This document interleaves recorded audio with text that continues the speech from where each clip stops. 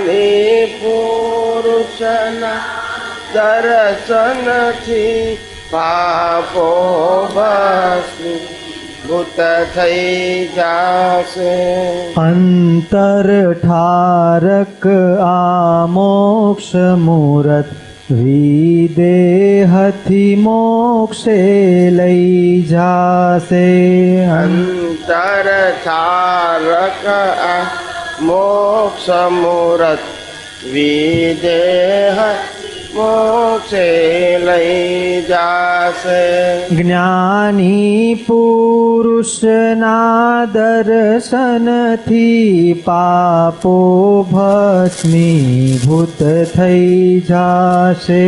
જ્ઞાની પુરુષના દર્શનથી પાપો ભસ્મીભૂત થઈ જાશે. મહાતત્વની ઉપલબ્ધિ થાતા મુક્તિ સુખ જીવતા વર્તાતા. મહાતત્વની ઉપલબ્ધિ થાતા તે સુખ જીવતા વર્તાતા.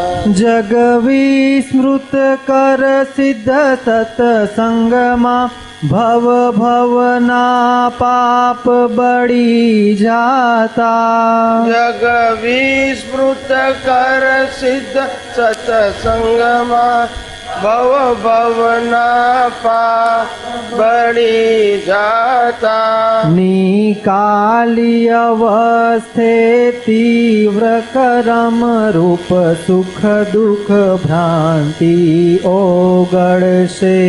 નિકાલી અવસ્થે તીવ્ર કર્મ સુખ દુઃખ રૂપ ભ્રાંતિ ઓગળશે. કુદરતી રચનામાં જ્ઞાતા થઈ જ્ઞેયો પરમાણુ ખરી પડશે. કુદરતી રચનામાં જ્ઞાતા થઈ જ્ઞેયો પરમાણુ ખરી પડશે. જ્ઞાની પુરુષના દર્શનથી પાપો ભસ્મીભૂત થઈ જાશે. જ્ઞાની પુરુષના દર્શનથી પાપો ભસ્મીભૂત થઈ જાશે. પરમાનંદી જ્ઞાતા દ્રષ્ટા છે સિદ્ધ સંપ્રત્યેકા જીવમાં. પરમાનંદે જ્ઞાતા દ્રષ્ટા છે સિદ્ધ પ્રત્યેકા જીવમાં. જ્ઞાની કીર્પે શુદ્ધાત્મલક્ષ જડિયું તેના બંધન તૂટતા. જ્ઞાની કિરપે શુદ્ધાત્મ લક્ષ જડિયું તેના બંધન તૂટતા. સહુને મળજો આ મોક્ષ મિલન જગ કલ્યાણક સુખ વિધાતા. સહુને મળજો આ મોક્ષ મિલન કલ્યાણક સુખ વિધાતા. સહુ મંગલમાં પરથમ મંગલ પ્રત્યક્ષ પ્રગટ જ્ઞાની પાસે. સહુ મંગલમાં પ્રથમ મંગલ પ્રત્યક્ષ પ્રગટ જ્ઞાની પાસે. જ્ઞાની પુરુષના દર્શનથી પાપો ભસ્મીભૂત થઈ જાશે. જ્ઞાની પુરુષના દર્શનથી પાપો ભસ્મીભૂત થઈ જાશે. ભીતર બહાર અદ્ભુત શાંતિ ને દેહ પડોશી જમ ભાસે ભીતર બહાર અદ્ભુત શાંતિ ને દેહ પડોશી જમ ભાસે ભીતર બહાર અદ્ભુત શાંતિ ને દેહ પડોશી જમ ભાસે ભીતર બહાર અદ્ભુત શાંતિ ને દેહ પડોશી જમ ભાસે વિનાશી ચીજના મોહ જતા નિજ આત્માનંદ સ્વરૂપ લાધે વિનાશી ચીજના મોહ જતા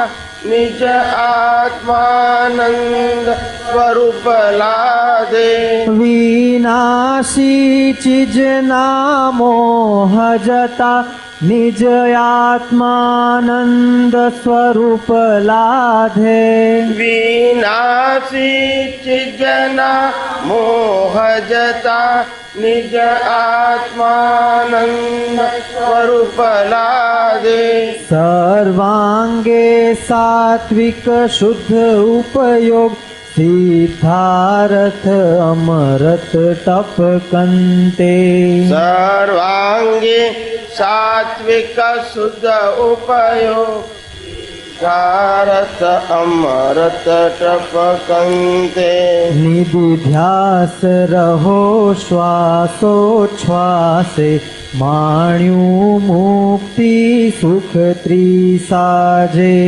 નિધિ ધ્યાસ રહો શ્વાસો શ્વાસે માન્યું મુક્તિ સુખ ત્રિસાજે નિધિધ્યાસ રહો શ્વાસોચ્છ્વાસે માણ્યું મુક્તિ સુખ ત્રિસાજે નિધિ ધ્યાસ રહો શ્વાસો શ્વાસે માન્યું મુક્તિ ત્રિસાજે જ્ઞાની પુરુષના દર્શનથી પાપો ભસ્મીભૂત થઈ જાશે જ્ઞાની પુરુષના દર્શનથી પાપો ભસ્મીભૂત થઈ જાશે અંતર ઠારક આ મોક્ષ મૂરત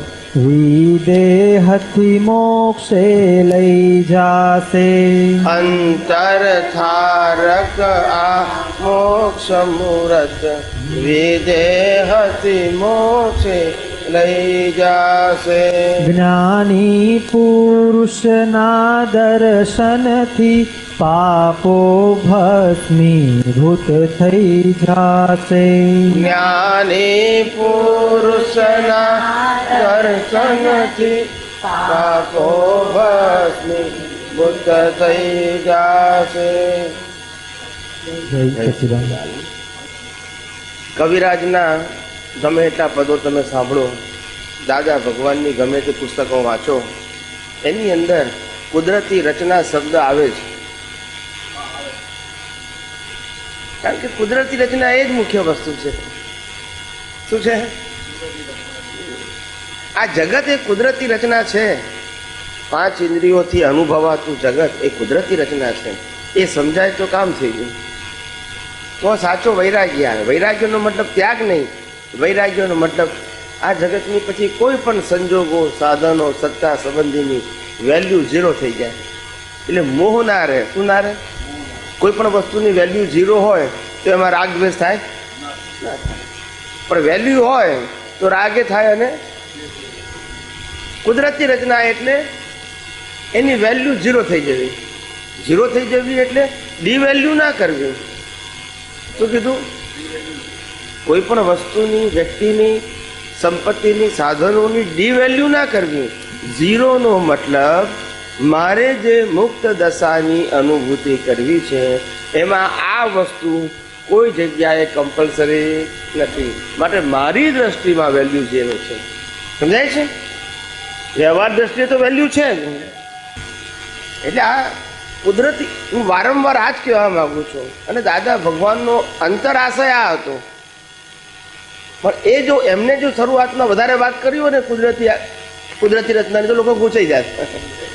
એટલે સાધનો આપી દીધા એ કંઈ કરે ને, કારણ કે કરવા માટે પ્રકૃતિ ટેવાયેલી હતી. કુદરતી રચનાની વાત કરે તો લોકોને પહોંચ જ નહીં, પછી કે આ એકનું એક જ કરે એવું થઈ જાય. પણ સેન્ટર પોઈન્ટ જ એ છે, જરૂર જ નથી. આ કુદરતી રચના, આ મનુષ્યના જીવન, આ દુનિયા જે ચાલે છે તે દિવસ રાત, ભરતી ઓઢ, તેજી મંદી, આ સુખ દુઃખ, પાપ પુણ્ય, આ બધા ભોગવટા, આ બધું કુદરતી રચના છે. કેવું છે? એને ઇંગ્લિશમાં કહેવાય સાયન્ટિફિક સર્કમસ્ટાન્શિયલ એવિડન્સ. કોઈ આનું રચનાર જ નથી, કોઈ રચનાર નથી. અને છતાં આપણને એકબીજા ઉપર બ્લેમ અને ક્લેમ થાય છે, કારણ કે આપણી જે દ્રષ્ટિ છે, આપણી સમજણ છે એ લિમિટેડ છે. કેવી છે? લિમિટેડ છે. એ સમજણ જ્યારે બ્રોડ થઈ ગઈ ત્યારે ખબર પડે કે આ તો કુદરતી રચના છે. કુદરતી રચના એટલે રામકૃષ્ણ મહાવીરને પણ છોડે એવી કુદરતી રચના. એટલે આ જગતને સમજવું હોય તો કુદરતી રચના સમજવાની છે. એમાં કોઈ શાસ્ત્ર ધર્મ એને સમજવાની જરૂર નથી. જેને પાપોથી બચીને પુણ્ય ઉપાર્જન કરવું હોય એને શાસ્ત્રો જાણવાની જરૂર છે. સમજાય છે? પણ જેને પાપ અને પુણ્યથી બંનેથી મુક્ત થવું હોય એને આ વિજ્ઞાન સમજવાની જરૂર છે. અને વિજ્ઞાન સનાતન સત્ય છે. કેવું છે? અમે આ કેટલા ટાઈમથી વાત કરીએ છીએ સનાતન સત્ય, કુદરતી કાનૂન, કુદરતી રચના. ત્યારે હવે આ મહાત્માઓનું જે ગ્રુપ છે ને, આપણું વર્તુળ, એમાં થોડી લોકોને હવે સમજણ પડે છે. નહીં તો પહેલાં તો 5 આજ્ઞા પાડો, પ્રતિક્રમણ કરો, સામાયિક કરો, વિધિ કરો, કીર્તન ભક્તિ કરો, આમાં જ બધું હતું. આરતી કરો, પદ ગાઓ, કરવાનું આવે. શું આવે? સમજાય છે? અને એનાથી જ બધાની પ્રકૃતિ ટેવાયેલી હતી.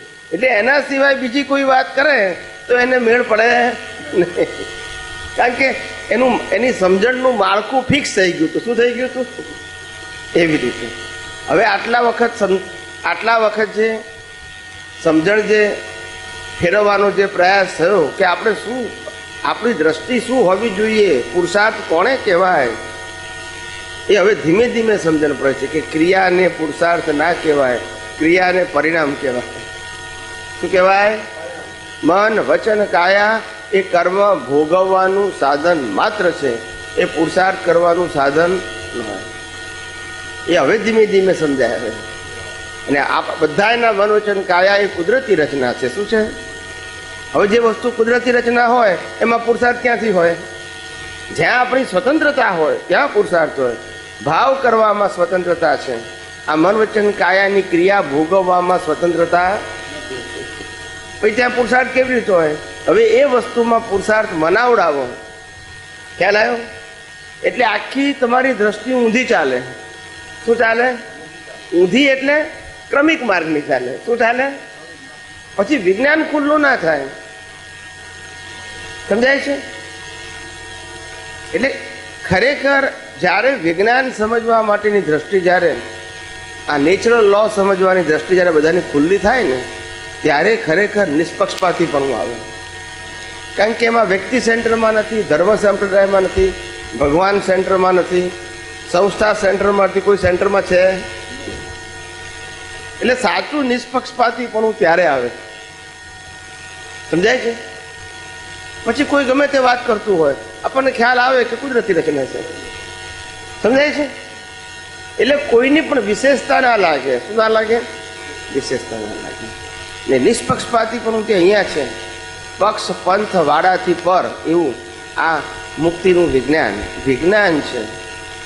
એ વિજ્ઞાન શબ્દ એટલા માટે વાપર્યો કે સાયન્ટિફિક છે, સિદ્ધાંતો ઉપર આધારિત છે, શ્રદ્ધા ઉપર આધારિત નથી. ધર્મો બધા શ્રદ્ધા ઉપર આધારિત છે. તમારે બિલીવ કરવું પડે, માનવું પડે. જ્યારે વિજ્ઞાન શ્રદ્ધા ઉપર આધારિત ના હોય, સિદ્ધાંત ઉપર હોય.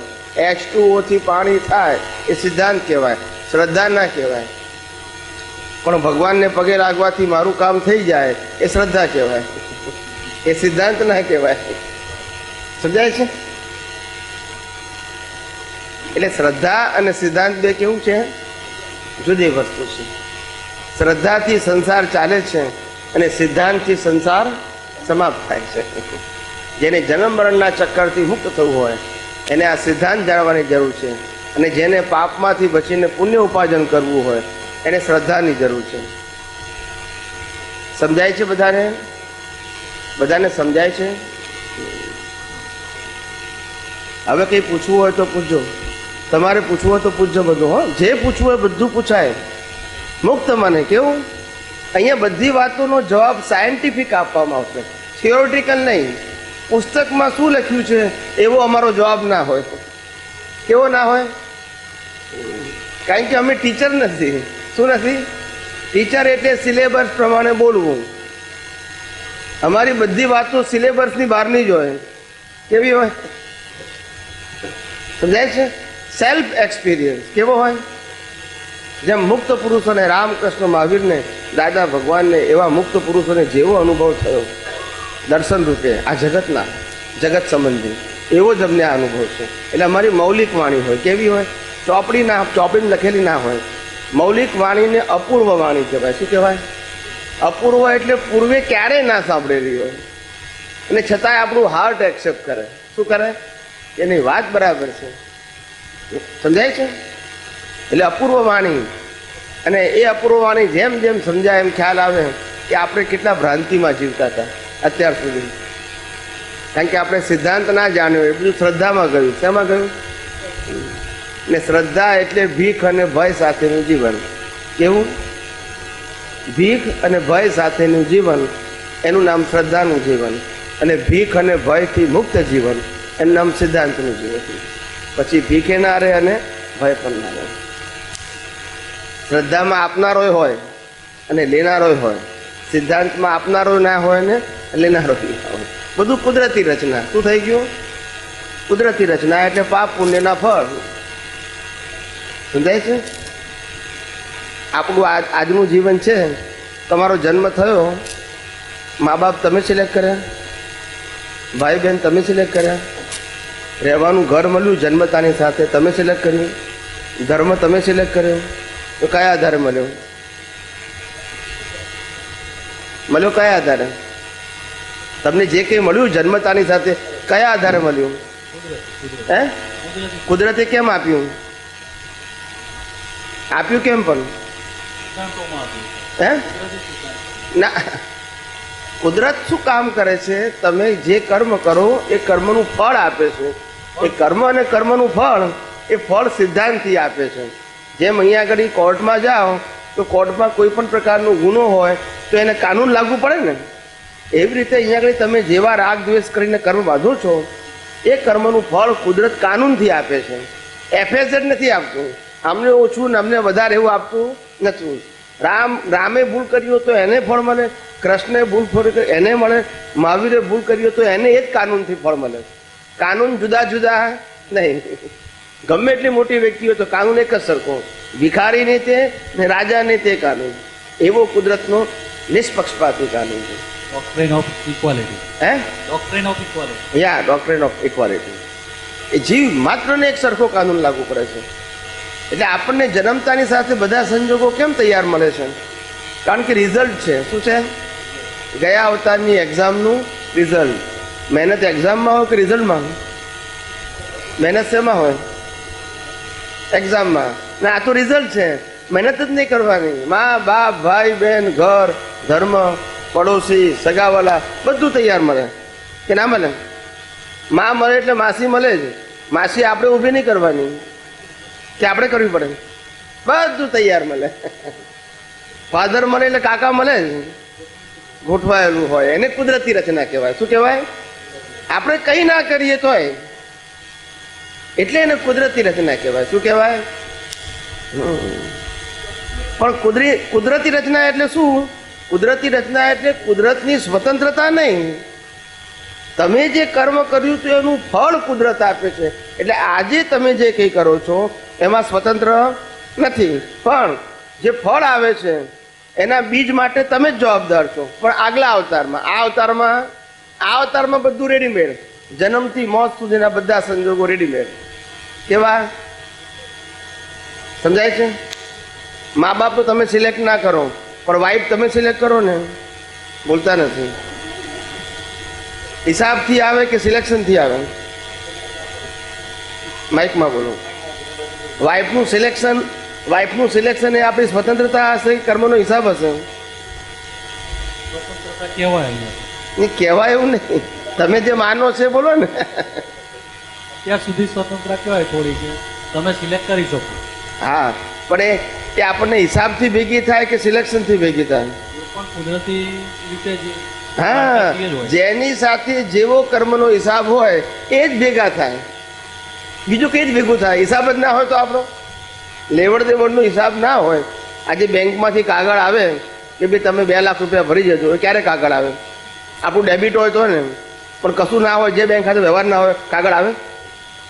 એવી રીતે કોઈ વ્યક્તિ આપણી પતિ બને કે પત્ની બને તો હિસાબ વગર બને?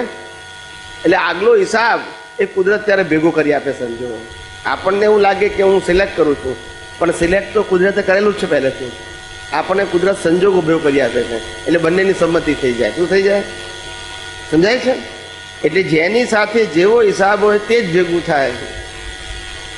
પણ કુદરતી એવું છે, માણસના મન કેવા છે, જે મળે છે એ ગમતું નથી ને ગમે છે એ મળતું નથી. ના સમજાય? સમજાય? મળે છે અને ગમે છે, આમાં ને આમાં આખી જિંદગી પૂરી થઈ જાય છે. ખરે જ્ઞાની કે છે જે મળે છે એને ગમાડ ને ભાઈ, તો પાર આવે. કારણ કે ગમે છે મળવાનું નથી ને, કાં મળે છે એને જ ગમાડ ને, તો વિકલ્પ જ ના રહે ને. સમજાય છે? આ તો કાયમ માટે અધૂરો ને અધૂરો. શું કીધું? સમજાય છે? માણસ પોતે વર્તમાનમાં જીવતા નથી શીખ્યો. શેમાં જીવતા નથી શીખ્યો? ક્યાં તો ભૂતકાળના સંજોગોને યાદ કરીને વર્તમાનમાં દુઃખી થાય, થઈ ગયું છે એને આજે યાદ કરે અને દુઃખી થાય, અને ક્યાં તો ભવિષ્યમાં આવું આવું થશે તો હું સુખી થઈશ, એટલે ભવિષ્યના પ્લાનને આધારે, સમજાય છે, આજે ખાલી સુખ માને, એ પ્લાન પૂરો થાય તો. સમજાય છે? ત્યારે જ્ઞાની કે તું અત્યારે સુખી જ છું ને, દુઃખી ક્યાં છું? વર્તમાનમાં રહે ને. પણ વર્તમાનમાં રહી શકતો નથી. ક્યાં તો ભવિષ્યની ચિંતા કરે, ક્યાં ભૂતકાળને યાદ કરી અને પોતાની વર્તમાનતા બગાડે છે, ખોઈ નાખે છે. એ વર્તમાનમાં રહેવું એ જ્ઞાની પુરુષના જ્ઞાનની નિશાની છે. વર્તમાનમાં વર્તે સદા સો જ્ઞાની.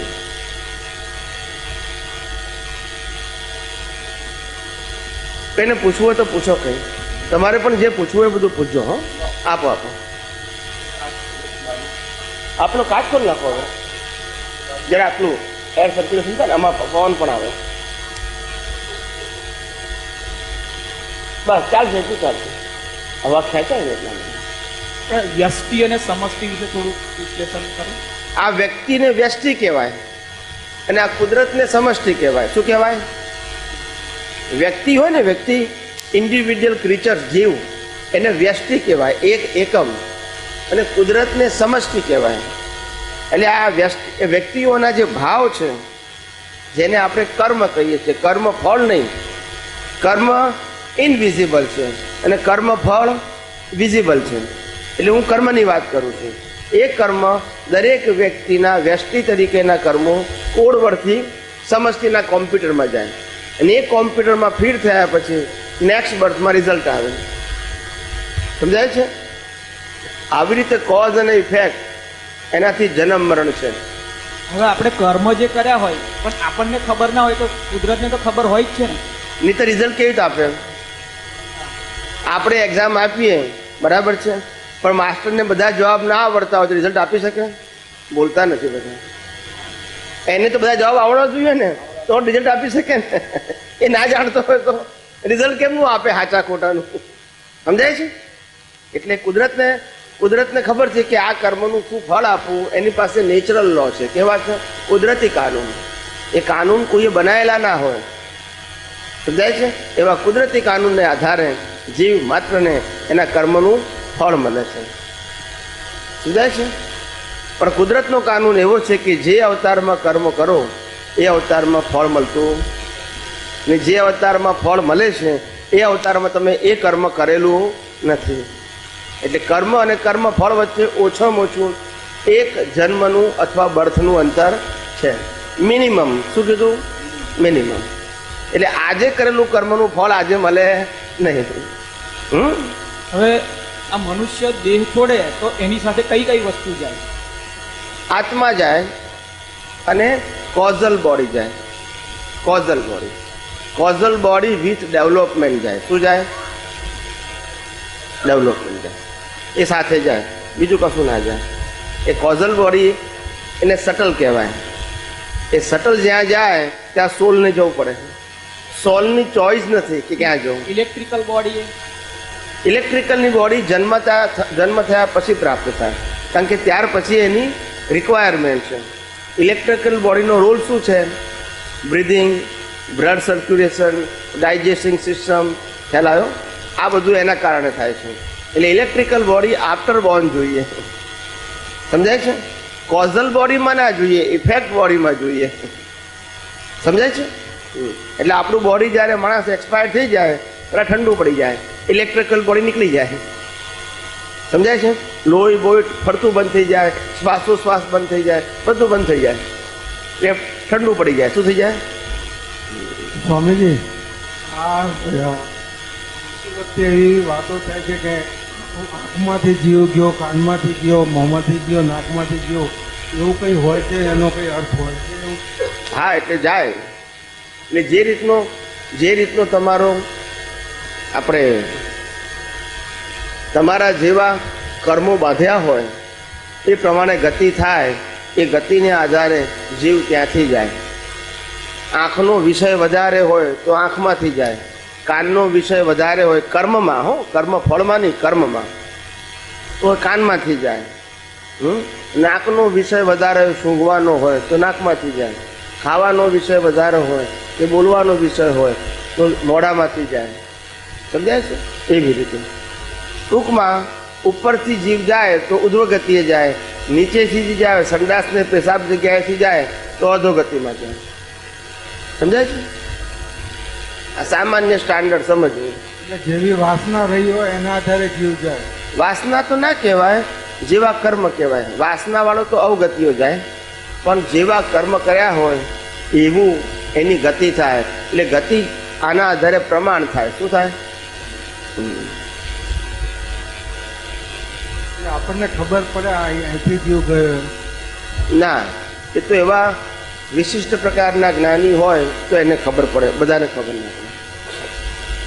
પણ એ જ્ઞાન જાણવું જરૂરી નથી. શું કીધું? એ કમ્પલસરી નથી. કોઈને કુદરતી બક્ષિસ હોય તો બરાબર છે, એ જાણવું જરૂરી નથી.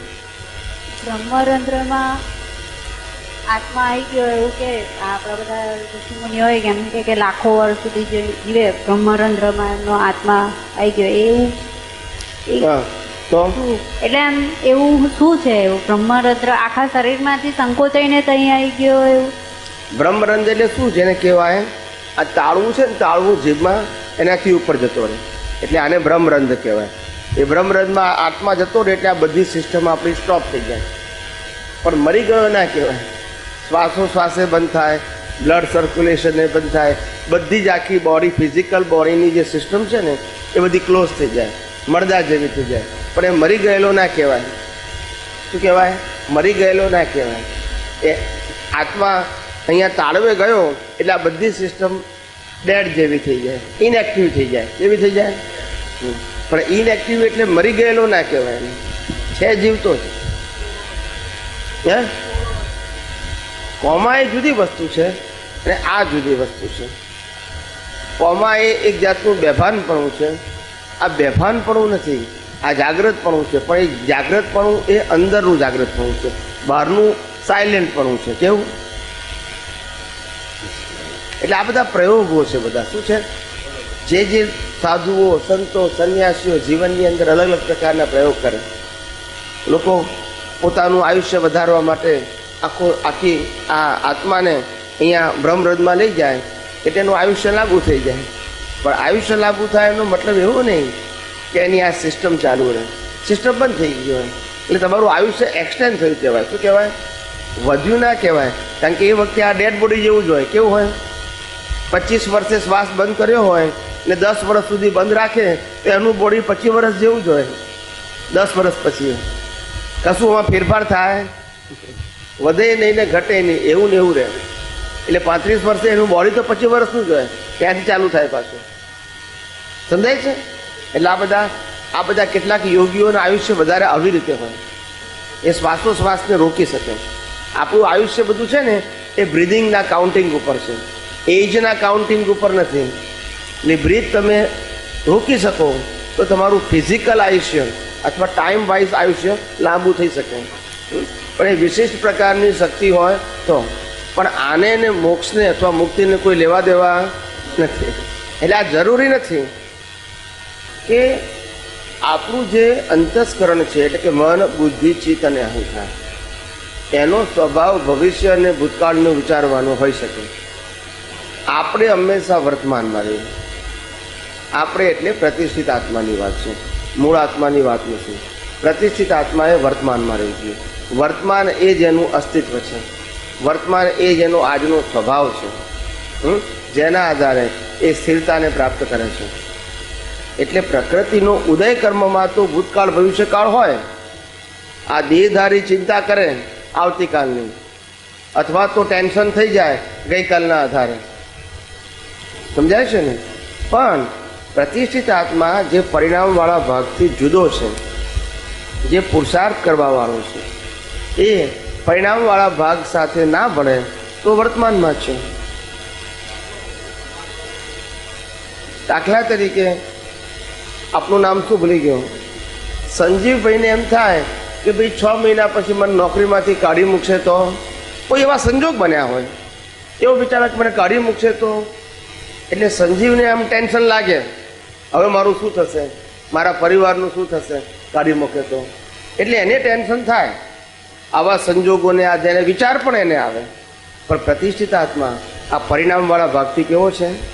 જુદો છે. એને વર્તમાનમાં રહેવાનું. શું રહેવાનું? કે ભાઈ આ સંજીવ નામની વ્યક્તિ એ કુદરતી રચના છે અને એનું આખું જન્મથી મોત સુધીનું જીવન કેવું છે? ફિક્સ છે. માટે એને ચિંતા થાય છે તે કુદરતી રચના છે. એના સંજોગો આજે છે તે કુદરતી રચના ને ભવિષ્યમાં આવવાના છે તે પણ કુદરતી રચના. માટે આપણે અત્યારે એવા કોઈ પણ પ્રકારના પરિણામવાળા ભાગથી વિચલિત થવાની જરૂર નથી. આપણે તો પુરુષાર્થવાળો ભાગ છે. નિશ્ચય નિર્ણયથી કેવળ શુદ્ધાત્મા છું અને આની અવસ્થા માત્ર કુદરતી રચના છે. એટલે છૂટા રહેવાનું. તો આપણે વર્તમાનમાં રહ્યા કહેવાય. એટલે ઉપાય થાય તો પણ એ કુદરતી રચનામાં જશે, અને ના થાય તો કુદરતી રચના છે. આ જગતમાં કોઈ સ્વતંત્ર છે જ નહીં. તો પછી કોઈ સ્વતંત્ર નથી. ખાલી માને છે એટલું. શું કીધું? માને છે એટલું. રામકૃષ્ણ મહાવીરે પણ સ્વતંત્ર હતા. નહીં તો રામની સીતા ના ઉપાડી જાય સ્વતંત્ર હોત તો. કૃષ્ણ ભગવાનનું દુર્યોધન ના માને એવું બને નહીં જો સ્વતંત્ર હોત તો. મહાવીરને કાનમાં ખીલા ના ઠોકાય જો સ્વતંત્ર હોય તો. આ ક્રાઇસ્ટને ખીલા ના ઠોકાય જો સ્વતંત્ર હોય તો.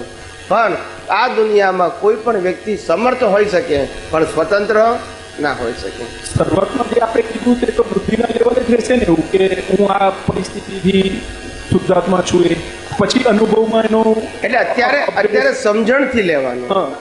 પછી એને સમ્યક બુદ્ધિ કહેવાય. શું કહેવાય? સમ્યક બુદ્ધિ. સમ્યક બુદ્ધિ. પેલા મિથ્યા બુદ્ધિ હતી. મન વચન કાયાથી હું છું અને મન વચન કાયાને ચલાવનારો પણ હું છું, એ બુદ્ધિ જ હતી. પણ એ મિથ્યા બુદ્ધિ, જેને રોંગ બિલીફ કહેવાય. અને હવે હું મન વચન કાયાથી જુદો, મન વચન કાયા નથી. એટલે કે મન વચન કાયાથી જુદો છું અને મન વચન કાયાને ચલાવનારો પણ નથી. એનાથી હું જુદો છું અને સમ્યક બુદ્ધિ કીધી. હવે સમ્યક બુદ્ધિનો સંજોગોમાં ઉપયોગ કરો એટલે તમને છૂટાપણાનું ભાન અનુભવમાં આવશે. તો એ છૂટાપણાનો જે તમે કીધું ઉપયોગ કરવો, હા, એટલે ગમે તેવી પરિસ્થિતિ આની આવે તો આપણને ખ્યાલ આવવો જોઈએ કે આ શું છે અને આના સંજોગો શું છે અને હું શું છું. અસર ભલે થાય પણ તમે છૂટા રહી શકો. બરાબર? રહી છૂટા છીએ જ આપણે. અસર થવા છતાં પણ છૂટા રહી શકાય એ વાત હા, એ સમજ્યો છું તો બરાબર છે. અસર જુદી વસ્તુ, બે પ્રકારની અસર છે. હા એક પરિણામ વાળી અસર, એ તો કમ્પલસરી છે, હા અને એક અજ્ઞાનની અસર જે કમ્પલસરી નથી. નથી બરાબર. અજ્ઞાન એટલે શું? હું મન વચન કાયા છું ને હું મન વચન કાયાને ચલાવું છું, એ અજ્ઞાન છે. હવે હું મન વચન કાયા નથી, મન વચન કાયા ચલાવનાર નથી, તો હું મન વચન કાયાની અસરોથી હું મુક્ત છું. પણ મન વચન કાયા મુક્ત ના હોઈ શકે. બરાબર, પણ તો પણ ભોગવટો તો એટલો ને એટલો જ રહેવાનો ને. કોણ? સંજીવનો. અને આપણે કોણ? હું તો શુદ્ધાત્મા. પછી ક્યાં પ્રશ્ન છે? પણ સર, આ સવારે પેલા બેને પણ વાત કરી હતી ને કે ભાઈ આપણે હું અવ્યાબાદ સ્વરૂપ તો એ જે કંઈ બોલીએ, પણ ઘણીવાર શારીરિક દુઃખ એવા આવતા હોય છે તો ત્યારે છૂટા પણ કહીએ પણ ખરા છે, નિશ્ચય ચાલતું પણ હોય તો પણ જે ભોગવટો આવે છે તો તીવ્રતા વાળો જ હોય છે, તો એને તે વખતે પણ સેપરેશન રહ્યું કહેવાય ખરું? ભોગવટો જુદી વસ્તુ છે. ફિઝિકલ ભોગવટો તો રામકૃષ્ણ મહાવીરને કમ્પલસરી હતો. અજ્ઞાનનો ભોગવટો ના હોવો જોઈએ. અજ્ઞાન એટલે કે જે રામને થયું તે મને થયું, જે કૃષ્ણને થયું તે મને થયું, જે મહાવીરને થયું તે મને થયું, એ હોવું જોઈએ નહીં. પણ રામકૃષ્ણ મહાવીરને તો હોય ને. રામકૃષ્ણ મહાવીર એ કર્મ ભોગવવાનું સાધન, એને તો ભોગવટો હોય. એ ભોગવટો મને છે એ રોંગ બિલીફ છે. પણ આને ના હોય એવું બને નહીં, નહીં તો જન્મ જ ના હોય. એટલે હું એ જ હજુ વધારે કન્ફર્મ એ જ કરવું છે કે બુદ્ધિના લેવલે એટલું સમજાયું કે ભાઈ આજ જે કંઈ તકલીફ પડે છે તો સંજીવ તને પડે છે ને એના પ્રતિક્રમણ લે છે કે ભાઈ જે કંઈ મારાથી કુદરતના ગુનાહ થયા છે એ ન થાવ, બીજી વાર એવા ન થાવ. આપણે જે રીતે ભાઈ આપણી પ્રકૃતિ જે રીતે મને અનુકૂળ મળે તો એ એક્ઝેક્ટનેસ આગલા સ્ટેપ પર જવા માટેની એક્ઝેક્ટનેસ છે કે હજુ કંઈક ભૂલ છે ત્યાં? ના, આ છૂટાપણા રહેશો ને એમ ધીમે ધીમે તમારું આંતરિક ડેવલપમેન્ટ વધતું જશે, સ્થિરતા વધશે, અપગ્રેડેશન થશે ને એ રીતે. ઓફકોર્સ બટ નેચરલ થશે. તમારું કામ ખાલી જ્ઞાનના રહીને પુરુષાર્થ કરવાનું છે. અપગ્રેડ આમાં શું સમજાવું તમને? આ લોકો પાછા અપગ્રેડ એટલે જુદું સમજી જાય. પાછું અપગ્રેડ એટલે શું સમજાવું? તમારે 1 કરોડની લોન છે, બરાબર, અને એ દર મહિને તમે લાખ રૂપિયા ભરો છો, તો કેટલા હપ્તા થાય? 100 હપ્તા. હવે તમે 25 હપ્તા ભર્યા એટલે તમે કેટલા દેવાદાર રહ્યા? અને 50 હપ્તા ભર્યા એટલે અપગ્રેડ થયા કે નહીં? સમજાય છે મારી વાત? અપગ્રેડ એટલે બીજું કશું નહીં. તમે જેટલા જ્ઞાનમાં રહ્યા એટલે અજ્ઞાનથી મુક્ત રહ્યા, એ અપગ્રેડ. મારે એ જ જાણવું. અપગ્રેડ એટલે બીજું ચમત્કાર નહીં માનવાનો. ના ના, એ જ તમે જેટલા સંજોગોમાં પ્રકૃતિથી મુક્ત રહી ગયા એ તમારું અપગ્રેડ પણ છે. અને ભળી ગયા એ તમારી કચાશ છે, જેને આધ્યાત્મિક પરિભાષામાં પ્રમાદ કે છે. ભળી ગયા ને પ્રમાદ શબ્દો એ ઘણી વખત અપગ્રેડ કરીને તો બધું ઊંધું માની મારી પાસે. અપગ્રેડ એટલે આ રીતે તમે માઇનસથી, માઇનસ એટલે અહીંયા માઇનસ શબ્દો વાપરીએ છીએ, એમ અહીંયા અજ્ઞાન શબ્દો વાપર. જેટલું તમારું અજ્ઞાન ખલાસ થઈ ગયું એટલે તમે અપગ્રેડ ગયા. આ દુનિયા કેમ ચાલે છે? દરેક વ્યક્તિની ઇન્ડિવિડ્યુઅલ અજ્ઞાનથી ચાલે છે. અને કેમ મુક્ત થઈ ગયા? જ્ઞાન પ્રાપ્ત થયું, અજ્ઞાન ખલાસ થઈ ગયું તો મોક્ષે ગયા, અને અજ્ઞાન હતું તો ફર્યા કરે છે. એટલે અજ્ઞાન જવું તે તમારું અપગ્રેડ છે. અને અજ્ઞાન ત્યારે જાય, અજ્ઞાન ત્યારે જાય તો કે છે રાઈટ બિલીફ હોય તો રોંગ બિલીફ ફ્રેક્ચર થાય અથવા રિમૂવ થાય. એટલે રાઈટ બિલીફ એ પુરુષાર્થ થયો ને રોંગ બિલીફ પરિણામ થઈ ગયું. સમજાય છે? પણ રાઈટ બિલીફ હોવા છતાં રાઈટ બિલીફનો ઉપયોગ ના કરે અને રોંગ બિલીફ સાથે ભળી જાય એ પ્રમાદ થઈ ગયો. તો તમે અપગ્રેડ થાવ નહીં. વાત સમજાય એક્ઝેક્ટલી? બોલો. અહીંયા ભોગવટો, વેદકતા અને જ્ઞાયકતા એને ભેદ પાડશો ને તો કદાચ ખ્યાલ આવી જશે. આ ભોગવટો કેવી વસ્તુ છે સમજાવું. ભોગવટો એટલે ઇંગ્લિશમાં એને સફરિંગ કહેવાય. અને આ સફરિંગ એ સુખને સફરિંગ કહેવાય, માનેલું સુખ, અને દુઃખને સફરિંગ કહેવાય. બંનેનું એક જ ટાઇટલ છે, કોમન ટાઇટલ, સફરિંગ. સફરિંગ ને પછી ગુડ સફરિંગ કે બેડ સફરિંગ કહો, પોઝિટિવ સફરિંગ કહો, નેગેટિવ કહો, પણ કોમન વસ્તુ સફરિંગ છે. સફરિંગ એટલે સહન કરવું, અને એ કમ્પલસરી પાર્ટ છે. પણ આ સફરિંગ શું છે? ફિઝિકલ સફરિંગ અને માનસિક સફરિંગ, બે ટાઈપના સફરિંગ છે. ફિઝિકલ સફરિંગ કોઈ દિવસ વધઘટ ના થાય, પણ માનસિક સફરિંગ છે એ જેટલું જ્ઞાન હોય એટલું તમે એનાથી મુક્ત રહી શકો. દાખલા તરીકે બહાર 25 કાર પડી હોય અને 25 કારના અહીંયા માલિક બેઠા હોય, અને કોઈ વ્યક્તિએ છોકરાએ પથ્થર મારીને એક કાચ તોડી નાખ્યો, અને બહારથી એનાઉન્સ કરવામાં આવે કે ભાઈ કોઈનો કારનો કાચ ફૂટી ગયો છે, તો 25 વ્યક્તિઓ જોવા જાય કે ના જાય? બરાબર. જે કારવાળા છે તે. હા, પછી જેની કાર ના હોય એને અસર થાય, ના થાય. અને જેની કાર હોય ને, એને થાય. તો કારથી અસર થયું કે મારી કારથી અસર થયું? મારી કાર, ફેરથી બોલો, કારથી અસર થયું કે મારી કારથી? મારી કારથી. ખ્યાલ આવી ગયો? કારથી નહીં. સમજાય છે? હવે મારી કારે બિલીફ છે, શું છે? ચોક્કસ. પણ તમારી કારને તો અસર ના થાય. ના, એક્ઝેક્ટ. એવી રીતે આ માનસિક દુઃખ કહેવાય. કહેવાય બરાબર. સમજાય છે? શારીરિક દુઃખ એટલે ફિઝિકલ ભોગવટો, માનસિક દુઃખ એટલે અજ્ઞાનતાનો ભોગવટો. એટલે આપણે કહીએ છીએ ને, title of ownership and title of doership they create the new cause for the next work.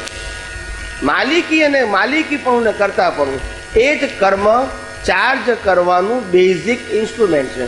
અને એ રોંગ બિલીફને આધારે છે. શેના આધારે છે? Wrong belief. રોંગ બિલીફને આધારે. જો કરતા પણ નથી અને માલિકી પણ નથી તો કર્મ બંધાય જ નહીં, માત્ર ભોગવટો છે. શું છે? ને ભોગવટો કમ્પલસરી છે. વિચાર કરો, આ જગતની અંદર કોઈ વ્યક્તિ કોઈ વસ્તુ કે વ્યક્તિ કે સાધનનો માલિક હોઈ શકે ખરો? ના હોઈ શકે. પણ રોંગ બિલીફથી છે ને. હા, બરાબર. ધરતી કુદરતી આપી ને પ્લોટનો માલિક શું થઈ ગયો? ના સમજાયું. બરાબર. બોલતા નથી. ના, સમજાયું. પાણી કુદરતે આપ્યું ને બાટલીમાં ભર્યું એટલે મારું. બોલતા નથી બધા. કે આપણે બનાવીએ છીએ. સમજાય છે? એટલે મારે એક્ઝેક્ટ એ જ જાણવું હતું કે શારીરિક ભોગવટો તો તે વખતે રહેશે જ, પણ હું મારું જે મેઇન સ્વરૂપ છે એ મને ખ્યાલ, પણ એક એક્સ્ટ્રીમ સ્ટેજ પર એ ભોગવટો પણ મને એક્ઝેક્ટ અસર નહીં કરે. બિલકુલ ના કરે. હા, શરૂઆતના સુધારો તો કઈ રીતે કરે? હું એ જ તો શરૂઆતના સ્ટેજમાં તો અસર થાય છે, જો કે ભાઈ મને વર્તાય છે કે એટલે મીન્સ કે ખ્યાલ બી આવે છે કે આ હવે સહન નથી થતું કે એની લિમિટ વધઘટ થાય છે, પણ એ ડે બાય ડે મને અપગ્રેડેશનમાં જેમ જેમ જતો જઈશ, મારા સ્વરૂપમાં સ્થિત થતો જઈશ, તેમ એમાંથી પણ હું બિલકુલ મુક્ત થઈ જઈશ. એ સ્ટેજ આવશે ને? એ જ આવશે. આ જનક વિદેહી નામ સાંભળ્યું છે કે નહીં? હા, એટલે એ જ પૂછ્યું કે એ લોકો જનક અને વિદેહી. હા, એ દેહ હોવા છતાં જેને દેહના ભોગવટાની અસરથી મુક્ત થઈ ગયો એને જનક વિદેહી કહેવાય. એટલે આ દેહને ભોગવટો હોય એની અસર એને થાય નહીં, એટલે એને વિદેહી કીધો. એ લોકો- વિદેહી એટલે જ્ઞાની કહેવાય. જાણી કમ્પ્લીટ ખબર પડતી હોય કે ભાઈ આંગળી કપાઈ ગઈ તો કપાઈ ગઈ છે એ જાણતા હોય, પણ એની અસર એ પોતા પર ના લે. કારણ કે પોતાની આંગળી નથી. બરાબર. શું કીધું? એટલે હજુ એટલી મારા પણ હજુ થોડો ભાગ છે હજુ મારી, એટલે આ તકલીફ હજુ થાય છે. એટલે જ્ઞાનીનું સ્પષ્ટ વિધાન છે, મન વચન કાયા એ કર્મ ભોગવવાનું સાધન માત્ર છે, પુરુષાર્થ કરવાનું સાધન ન હોય અને મારું સ્વરૂપ પણ ન હોય. હવે આંગળી કપાઈ તો કોની કપાઈ?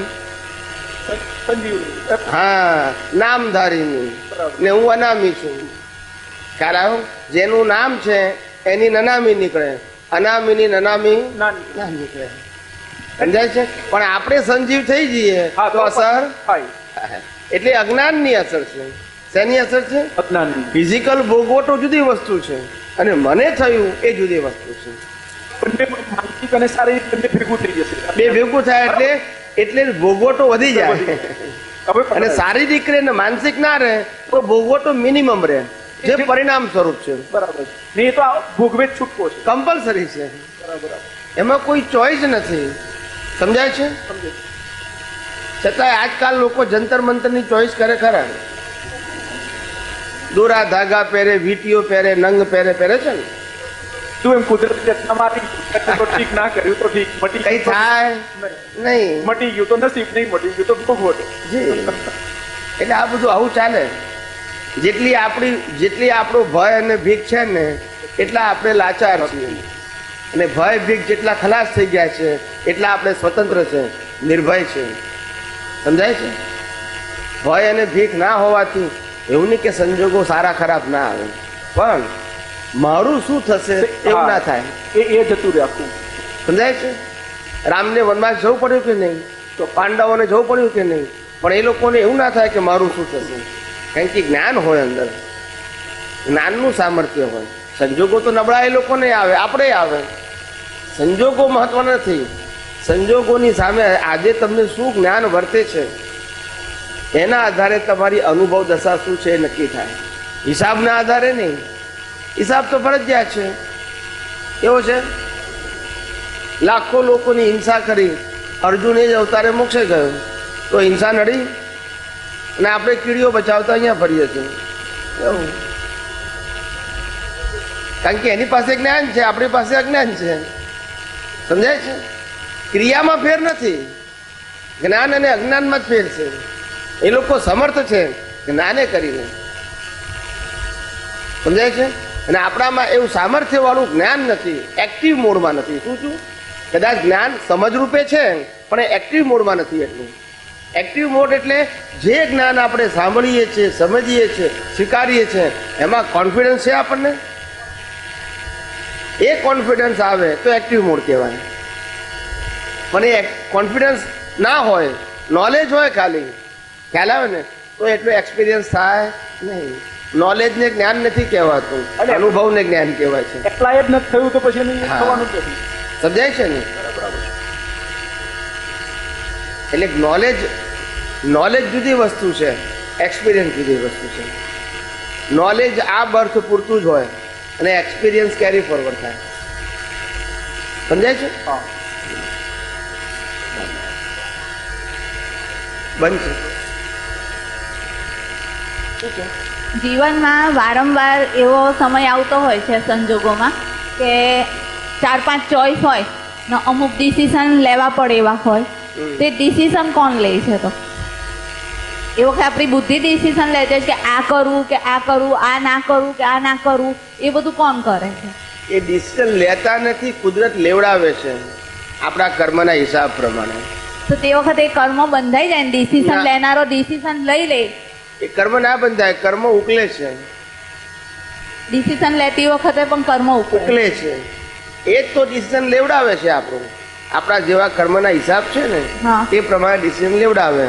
આ સ્ટોક માર્કેટમાં ધંધો કરતો હોય ને, તો એ જ ડિસિઝન લેવડાવે. જો પાપનો ઉદય હોય ને તો સોદો અવળો પડે એવું ડિસિઝન લેવડાવે, અને પુણ્યનો ઉદય હોય ને તો સોદો સવળો પડે એવું ડિસિઝન લેવડાવે. તો- પણ ડિસિઝન લેવાની સ્વતંત્રતા આપણી નહીં, કર્મ સત્તા લેવડાવે, કુદરત લેવડાવે આપણા કર્મના ફળ સ્વરૂપે.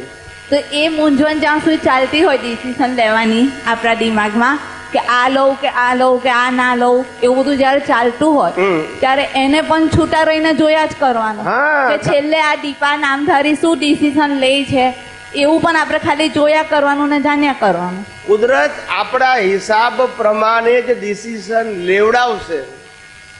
ડિસિઝન લેવા માટે આપણે સ્વતંત્ર નથી આ ભાવમાં.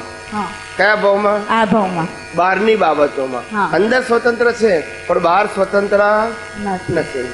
બહાર તો કર્મ સત્તાને આધીન હા. જેવા કર્મના હિસાબ છે એવું જ ડિસિઝન આવશે. બરાબર. સમજાય છે? હા, એમાં ઘણી વાર કોઈની એવું થાય છે સ્વતંત્રતા- કે આ ડિસિઝન ખોટું લેવાઈ ગયું, એવું થતું હોય છે લીધા પછી. એટલે એવું લાગે કે આ ખોટું કર્મ બંધાઈ ગયું, આવું નહોતું કરવું જોઈતું. આ જન્મ્યા ત્યારથી બધા ડિસિઝન ખોટા છે તો ફર્યા કરીએ છીએ. સાચું હોય તો આ ફરવાનું જ ના હોય, ઉપર મોક્ષમાં ના જતા રહ્યા હોય. આ આપણા બધાના ડિસિઝન ખોટા છે એટલે તો અહીંયા જ ફરીએ છીએ, અને જેના સાચા છે એ મોક્ષે પહોંચી ગયા. આ ડિસિઝન બધા ખોટા છે પણ એ ગયા અવતારમાં લીધેલા. આ અવતારમાં એનું ફળ છે. શું છે? ફળ છે. હવે આપણે ડિસિઝન સાચા લેવાના. એટલે કેવા કે ભાઈ જે પરિણામ વાળો ભાગ છે એનાથી સર્વથા મુક્ત એવો હું શુદ્ધાત્મા છું. અવસ્થા માત્ર કુદરતી રચના છે, જેનો કોઈ બાપોય રચના નથી, અને તે વ્યવસ્થિત છે. આટલું સમજાય છે? એટલે જેમ જેમ સમજાશે એમ ખ્યાલ આવશે કે અવસ્થા માત્ર કુદરતી રચના છે. હલો, મન વચન કાયાની અવસ્થા માત્ર કુદરતી રચના છે. પછી આપણે ડિસિઝન કેવી લઈ શકીએ? કોઈ વાર શું થતું હોય છે કે ધારો કે બે પક્ષ હોય, એકને એવું હોય કે મારા કીધે જ કરે, આ બાજુના ને પણ એવું હોય કે મારા કીધે જ આ કરે, તો તેવી વખતે દીપા બહુ મૂંઝાય છે કે હવે ડિસિઝન કોની તરફનું લો, એ ટાઈપનું થાય છે. એ તો લેવડાશે સંજોગ આવે પ્રમાણે. એમાં ગુચાયા જ કરે એવું થાય છે, થાય એવું થાય. કારણ કે બેઉ બાજુથી સરખું દબાણ હોય. હવે એમાં માણસ ગૂંચવાયેલો હોય તો કોનું સાંભળે ને કોનું ના સાંભળે? એ તો આપણે ચિઠ્ઠી પાડી, ચિઠ્ઠી જે આવે એ કરવું. બે ચિઠ્ઠી પાડીને ઉછાળવાની, પછી આંખો બંધ કરીને એક લઈ લેવાની, જે આવે એ કરવું. કુદરત કુદરત કરાવડે છે ને જે હિસાબ હશે એ પ્રમાણે. આપણે પૂછી ગયા તો શું કરીએ? ને કુદરત જે કરાવડાવશે એ આપણા હિસાબ પ્રમાણે કરાવશે. જે આપણી ફેવરનું પણ હોય અથવા અનફેવરનું હોય, બંને હોય. પણ આપણે વિકલ્પ ના રહે ને, ગુચાવો એના કરતાં ચિઠ્ઠી ઉપાડ લેવી સારી. પાર તો આવે, સમજાય છે કે નહીં? અને આપણા હિસાબની બહાર કંઈ થવાનું નથી. સમજાય છે સ્વામીજી? આ તો માણસ કેવા હોય, હા માણસો કેવા હોય કે ભાઈબંધો સાથે, પરિવાર સાથે, ભાઈ ભાઈ સાથે, પાર્ટનર સાથે લાખ, 2 લાખ, 3 લાખ રૂપિયા માટે ઝઘડો કરે. શું કરે? ઝઘડો કરે. મારામારી કરે, કોર્ટમાં જાય. હા હમ? હા ત્યારે હું કહું કે શું કામ આવું કરો છો? તમારા તકદીરનું હશે તો કોઈ લેવાનું નથી, ને તમારા તકદીરમાં નહીં આવે તો લોકો ઘેર આવીને લઈ જશે. હા સમજાય છે? હા કે કુદરતને જો આપવું હશે તો તમને ગમે તે રીતે આપશે, અને લેવું હશે તો ગમે તે ગમે તે રીતે લઈ લેશે. બંને એના રસ્તા ખુલ્લા છે. તમારો પાપનો કે પુણ્યનો જેવો હિસાબ હશે એવું જ ઉકલશે. માટે બુદ્ધિ વાપરશો નહીં. સમજાય છે? હા એટલે આપણે આપણું પુણ્ય પાક્યું હોય ને તો આ કરજણ ગામ છે ને, એ કરજણ ગામથી 5 કિલોમીટર દૂર સસ્તામાં સસ્તી જમીન લઈ લઈએ આપણે. સસ્તામાં સસ્તી 5 કિલોમીટર ઇન્ટિરિયરમાં. અને આપણા મોટા ભાઈ હોય એની પાસે બહુ પૈસા હોય તો રોડ ટચ જમીન લઈ લે. શું લઈ લે? Road touch. મોંઘા ભાવથી રોડ ટચ જમીન લે. એને એમ લાગે કે ઝડપથી ભાવ હશે, ને આપણને લાગે ભલે ને ધીમે ધીમે વધે. પણ આપણી પુણ્ય એવી હોય કે બાજુમાં તમારે કોલેજ આવી જાય, ભાવ વધી જાય આપણા. પેલા એના જ રહે, રોડ ટચ હોય તો. કુદરતને આપવું છે ને પછી ફૂટ ઉપર ભાવ થઈ જાય, કોમર્શિયલ થઈ જાય. સમજાય છે? કુદરતને આ દાખલા બનેલા છે. હું આ કહું છું ને એ બનેલા દાખલા કહું છું. એક ભાઈને આવું થયું હતું. મોટા ભાઈએ અમદાવાદ શહેરમાં જમીન લીધી, અને નાના ભાઈએ ઓછા પૈસા હતા તો ગામડામાં જમીન લીધી. તો ગામડામાં જમીન લીધી તો બાજુમાં ગવર્મેન્ટની પેલી એ બની ગઈ, બધી ઇન્સ્ટિટ્યૂટો બની ગઈ. તો ઓટોમેટિક એનો ભાવ વધી ગયો. જે વીઘાનો ભાવ હતો એ પછી બારનો ને ફૂટનો થઈ ગયો. સમજાય છે? કોમર્શિયલ થઈ ગયું ને પછી બાજુમાં આ થઈ ગયું. એટલે આવું થઈ જાય. એટલે કુદરતને આપવું હોય તો ગમે તે રીતે આપે, ને કુદરતને લેવું હોય તો ગમે તે રીતે લે. તમને એમ લાગ્યું કે અહીંયા બધી સારી મોટી મોટી ફેક્ટરીઓ છે, બાજુમાં જમીન લઈ લઈએ તો આપણને ભાવ સારા મળશે. પણ એવું બને કે 5 વર્ષમાં 90% ફેક્ટરીઓ બંધ થઈ જાય, એટલે તમારું ડબ્બું થઈ જાય. આવું કુદરતને લેવું હોય તો ગમે તે રીતે લઈ લે, અને આપવું હોય તો એટલે આમાં બુદ્ધિ ચલાવવા જેવી નથી. આ કર્મના હિસાબ છે. શું છે? હિસાબ પ્રમાણે જ આજનું આપણું જીવન છે. મન વચન કાયા, જન્મથી મોત સુધી મન વચન કાયા દ્વારા જે કંઈ પણ કરવામાં આવે છે એ કર્મ ફળ છે. એ કર્મ, એમાં કોઈ પણ જીવની સ્વતંત્રતા નથી, કોઈ પણ જીવની નહીં. બોલો સાહેબ. જય સચ્ચિદાનંદ. જય સચ્ચિદાનંદ. તમે કોન્ફિડન્સ વધારવાનું કીધું, પછી ઘણી વખત સત્સંગમાં કહો છો કે ખુમારી, એક જ્ઞાનના માર્ગમાં ખુમારી આવે, તો પછી એના માટે થઈને પ્રતિષ્ઠાત્માના લેવલે નિશ્ચય માટે નિશ્ચયમાં જાગૃત રહેવાનું, કે દર કલાક અમુક દિવસે કે સવાર બપોર સાંજ કે હું અનંત સુખનું નિશ્ચય મજબૂત કરવા માટે થઈને નિશ્ચયમાં એલર્ટ રહેવાનું. દાખલા તરીકે કે ઋષભદેવ ભગવાન વખતે ભરત રાજાને કોઈ ચેતવનારા હતા, અને આપણને દાદા ભગવાન એવું, એટલે સત્સંગમાં એવું સાંભળ્યું હતું કે આપણી જ પ્રજ્ઞા આપણને ચેતવે છે. હવે આજે તમારા સત્સંગ સાંભળ્યા પછી એટલે નિશ્ચય મજબૂત થાય તો જ કોન્ફિડન્સ ને ખુમારી વધે ને. સામે એટલે એના માટે થઈને ક્યાં નિશ્ચય નિરંતર એના માટે થઈને કઈ સમય પેસ આપો, કે 2 કલાક પછી, 3 કલાક પછી, કે દિવસમાં કેટલી વખત નિશ્ચય માટે? આપણે નિરંતર પોતાના સ્વભાવમાં, પોતાના સ્વરૂપમાં રહેવું. પ્રકૃતિ તો એના સ્વભાવમાં ને સ્વરૂપમાં છે જ. એ તો આપણે પ્રકૃતિમાં પહેરી ના જવું. બસ એ તો તમે સત્સંગ સાંભળ્યા પછી પ્રકૃતિ અને પરમાત્મા બંને જુદા જ છે. હવે એ નિરંતર રહેતું નથી. સત્સંગ સાંભળ્યા પછી ઘણું બધું ખબર પડ્યા પછી પણ આ નીચે એટલા કોન્ફિડન્સ વધારવામાં હેલ્પફુલ છે કે નિશ્ચય માટે થઈને આ નિશ્ચયની વાતો તો આપણે બહુ ઘણી વખત સાંભળી છે. જી જી જી એટલે પ્રતિષ્ઠાના લેવલે નીચે એટલે એને કોન્ફિડન્સ વધારવા માટે થઈને આપણે એકાદું એક્ઝામ્પલ આપો કે કંઈક જેનાથી નિશ્ચય મજબૂત થાય અને કોન્ફિડન્સ પણ એવો થાય કે અમે કેવળ દર્શન સુધી પહોંચી જ શકીએ એમ. તમને 25 કરોડ રૂપિયા મળી જાય તો તમને ખુમારી આવે કે પરમાત્મા પદ મળી જાય તો ખુમારી આવે? પરમાત્મા પદ મળી જાય તો જ આવે. અત્યારે સમજાય છે? 25 અબજ મળે તોય જરૂર નથી. બસ, કારણ કે મૂકીને જ જવાનું. શું કીધું? 25 કરોડ મળે કે 50 કરોડ મળે પણ મૂકીને જ જવાનું. વપરાય તો 1-2 કરોડ માણ, બાકી બધા મૂકીને જવાનું. નો કેરી ફોરવર્ડ. સિક્યોરિટી ગાર્ડની જેમ હાચવી રાખવાના. શું કીધું? વગર પગારે. સમજાય છે? વપરાય નહીં. આ તો વાપરવા માટે પુણ્ય જોઈએ. મોટા ભાગના લોકોની પોતાની જે મિલકત હોય, સ્થાવર કે જંગમ, એ બધી મિલકતોનો 70% વધારે હિસ્સો માણસ મૂકીને જાય છે, વાપરી શકતો નથી. સમજાય છે? પણ મારું કરીને શું જાય છે? માલિકી ભાવ કરીને રાગ દ્વેષના કર્મો બાંધીને આગળ જાય છે. જેના માટે રાગ દ્વેષ કરે છે એ તો બધું અહીંયા રહે છે. એટલે બૈરા, છોકરા, સંપત્તિ બધું ક્યાં રહે છે? અહીંયા. જેના માટે રાગ દ્વેષ કરે છે. સમજાય છે? સમજાય. અને એ પોતે જતો રહે છે. ત્યારે કહે છે કે સાથે આવનારો કોણ છે? પોતાનું પરમાત્મા પદ છે, શુદ્ધાત્મા પદ છે. તો શુદ્ધાત્મા પદમાં રહેવું એની ખુમારી. એ ખુમારી બહાર ના હોય, અંદર હોય. એટલે તમે જ્યારે આમ વાત કરો છો, કોન્ફિડન્સની વાત કરો છો, એટલે હમણાં તમે એમ પણ કીધું કે આપણે હમણાં ઘણા સમય પછી મહાત્માઓ આ કર્મનો સિદ્ધાંત, કર્મનું આ રચના, કુદરતી કાનૂન આખી સમજણ ફેરવતા થયું. તો તમારો 20 વર્ષ પહેલાનો સત્સંગ જોઈએ ત્યારે પણ એવી જ ખુમારી હતી? અમે તો લઈને આવ્યા છે આ બધું. એમ નથી લઈને આવ્યા છે નહીં, એ તો ખબર છે લઈને આવ્યા છો, પણ અમને બધાને એવી કોન્ફિડન્સ વાળી ખુમારી થાય એના માટે થઈને કંઈક તમારા લેવલે તમે કયો જ છો.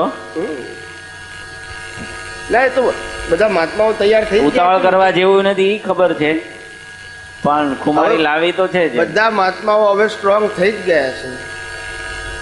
બધાએ, કોઈને ઓછું હોય, કોઈને વધતું હોય, પણ બધા સ્ટ્રોંગ થઈ જ ગયા છે. ખ્યાલ આવી ગયો? હવે કઈ કોઈ એમને બહુ હલાવી શકે એમ નથી. એ તો એક તમારા સત્સંગમાં એવું પણ મળ્યું કે એટલે આમ ચોક્કસપણે કહી શકાય કે જે મહાત્માઓ પ્રશ્ન પૂછતા હોય છે એનું પણ એક તમે પ્રકૃતિને પરમાત્માનું જે લેવલ છે એ પ્રમાણે પણ તમે એને એ લેવલથી હાઇલાઇટ કરતા હોય કે એને આગળનું લેવલ મળે એવું પણ તમે તમારા સત્સંગ ઉપરથી જેમ પ્રશ્ન પૂછે છે તો પણ આમ એક્ઝેક્ટ ખ્યાલ આવે છે.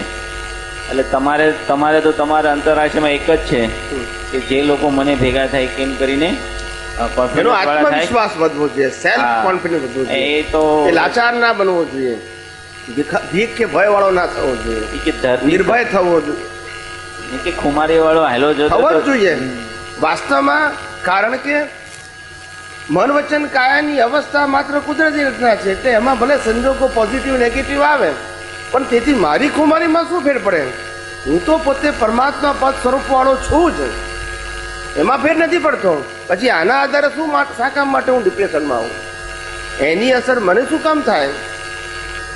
સમજાય છે? સમજાય છે. બાજુમાં બીજાની કાર પડી હોય ને કાચ ફૂટી ગયો તો આપણને અસર ના થતી હોય, બરાબર છે? તો આ મન વચન કાય એ પડોશી જ છે, આપણે નથી. પછી કેમ અસર થાય? એ મન વચન કાયા પાડોશી છે, એમાં ઉભા થતા પરિણામો પાડોશીના છે, પણ પ્રતિષ્ઠિત આત્માના લેવલે જે આ તમે ઘણી વખત બોલતા છે ખુમારી, પછી કોન્ફિડન્સ, એટલે એને પ્રતિષ્ઠિત આત્માને કેવું કેમ કે હું હજી અજ્ઞાની છે, જ્ઞાનની એટલે પોતાની અંદર જે આત્મ તત્વ છે અને એ અનંત ઐશ્વર્ય વાળું છે, અને એના માટે તમે સત્સંગમાં એવું કહ્યું કે એના માટે કશું કરવાનું જ નથી, રેડીમેડ પડ્યું. આત્મા માટે કોઈ પુરુષાર્થ જ નથી, ફક્ત પોતાનો સેલ્ફ કોન્ફિડન્સ જોઈએ. શું જોઈએ? Self confidence. પોતાને થવું જોઈએ કે હું શરીરથી મુક્ત એવો, સર્વથા મુક્ત એવો હું શુદ્ધાત્મા છું, હું અનંત શક્તિ વાળો છું, હું અનંત જ્ઞાન વાળો છું, હું અનંત દર્શન વાળો છું, હું અનંત સુખ વાળો છું, બનવાનું નથી કે બનાવવાનો નથી, એટલો કોન્ફિડન્સ આવે, ખ્યાલ આવે ને તારે ખુમારી આવે. પછી પ્રકૃતિના સંજોગો ભલે ને સારા આવે ને ખરાબ આવે, તો પછી આવી કુમારી જ્યારે ડેવલપમેન્ટ એટલે જ્યારે અંતસ્કરણમાં પ્રતિષ્ઠાના લેવલે જ્યારે થશે ત્યારે શું અજ્ઞાન એટલી જ ખરી પડે. ઝડપથી ખરી પડશે? ખરી પડે. અજ્ઞાન ખરી પડવું એટલે ઉદય કર્મ એની નેતે અંત આવી જાય અને આપણને કોઈ અસર થાય નહીં. પછી આમ પ્રકૃતિને એટલે પ્રકૃતિના પક્ષમાં આપણે ખતબત રહ્યા કરીએ અને પરમાત્માના લક્ષ્યમાં આટલા બધા કોન્ફિડન્સ સાથે ન રહીએ તો પછી વાર લાગે એવું થાય ને. શું વાર લાગે? એટલે આ જ્ઞાન ઓછું થવામાં વાર લાગે એટલે ટાઈમ પેસ લાગે. દાખલા તરીકે કે પરિણામ સ્વરૂપ પ્રકૃતિ છે એના પક્ષના રહીએ અને નિશ્ચયમાં શુદ્ધાત્માના લક્ષ્ય સાથેના પક્ષના રહીએ એટલે કોન્ફિડન્સમાં ખુમારી ન આવે તો પછી ટાઈમ પેસ વધારે લે ને એમ કુદરત. એટલે હા એ તો લે. કુમારી ના આવે તો રે હજુ ઢચું પચું લાગે. અને શું લાગે? ધચું પચું લાગે. બંને બાજુ લાડવા લેવા જ. લાડવા તો ઠીક છે પણ એને એમ લાગે કે હજુ ખરેખર આવું હશે એવું લાગે એને. લાડવા કે લેવા ખરેખર આ કુદરતી રચના છે કે હજુ હું કરી શકું છું એ હજુ જાય નહીં ને. અનાદિકાળનો અભ્યાસ છે, હું કરું એ જ અજ્ઞાનતા, પણ જાય નહીં ને. માં કર્યા વગર થાય કે છે આવું લાગે એને. આ જગતમાં કોઈ એવો જન્મ્યો નથી, જન્મવાનો નથી જેને શ્વાસ લેવાની સ્વતંત્ર શક્તિ હોય. આ તો પોતે લેતો નથી પણ એવું માની બેઠો છે કે હું શ્વાસ લઉં છું.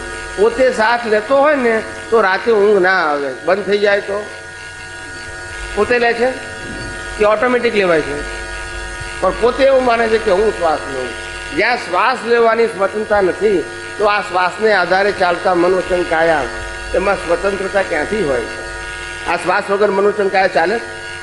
ચાલે. તો શ્વાસમાં સ્વતંત્રતા ના હોય તો જેને આધારે આ મનોવચન કાયા ચાલે છે એમાં સ્વતંત્રતા હોઈ શકે? છે જ નહીં.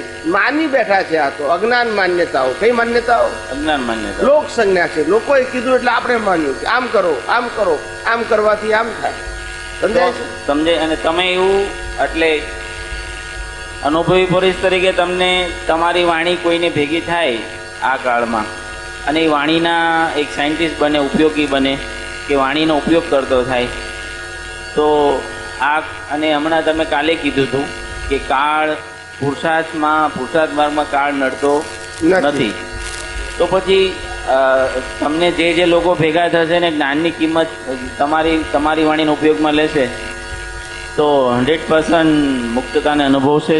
ચોક્કસ અનુભવે ને. પરિણામને અને પુરુષાર્થને કોઈ લેવા દેવા નથી.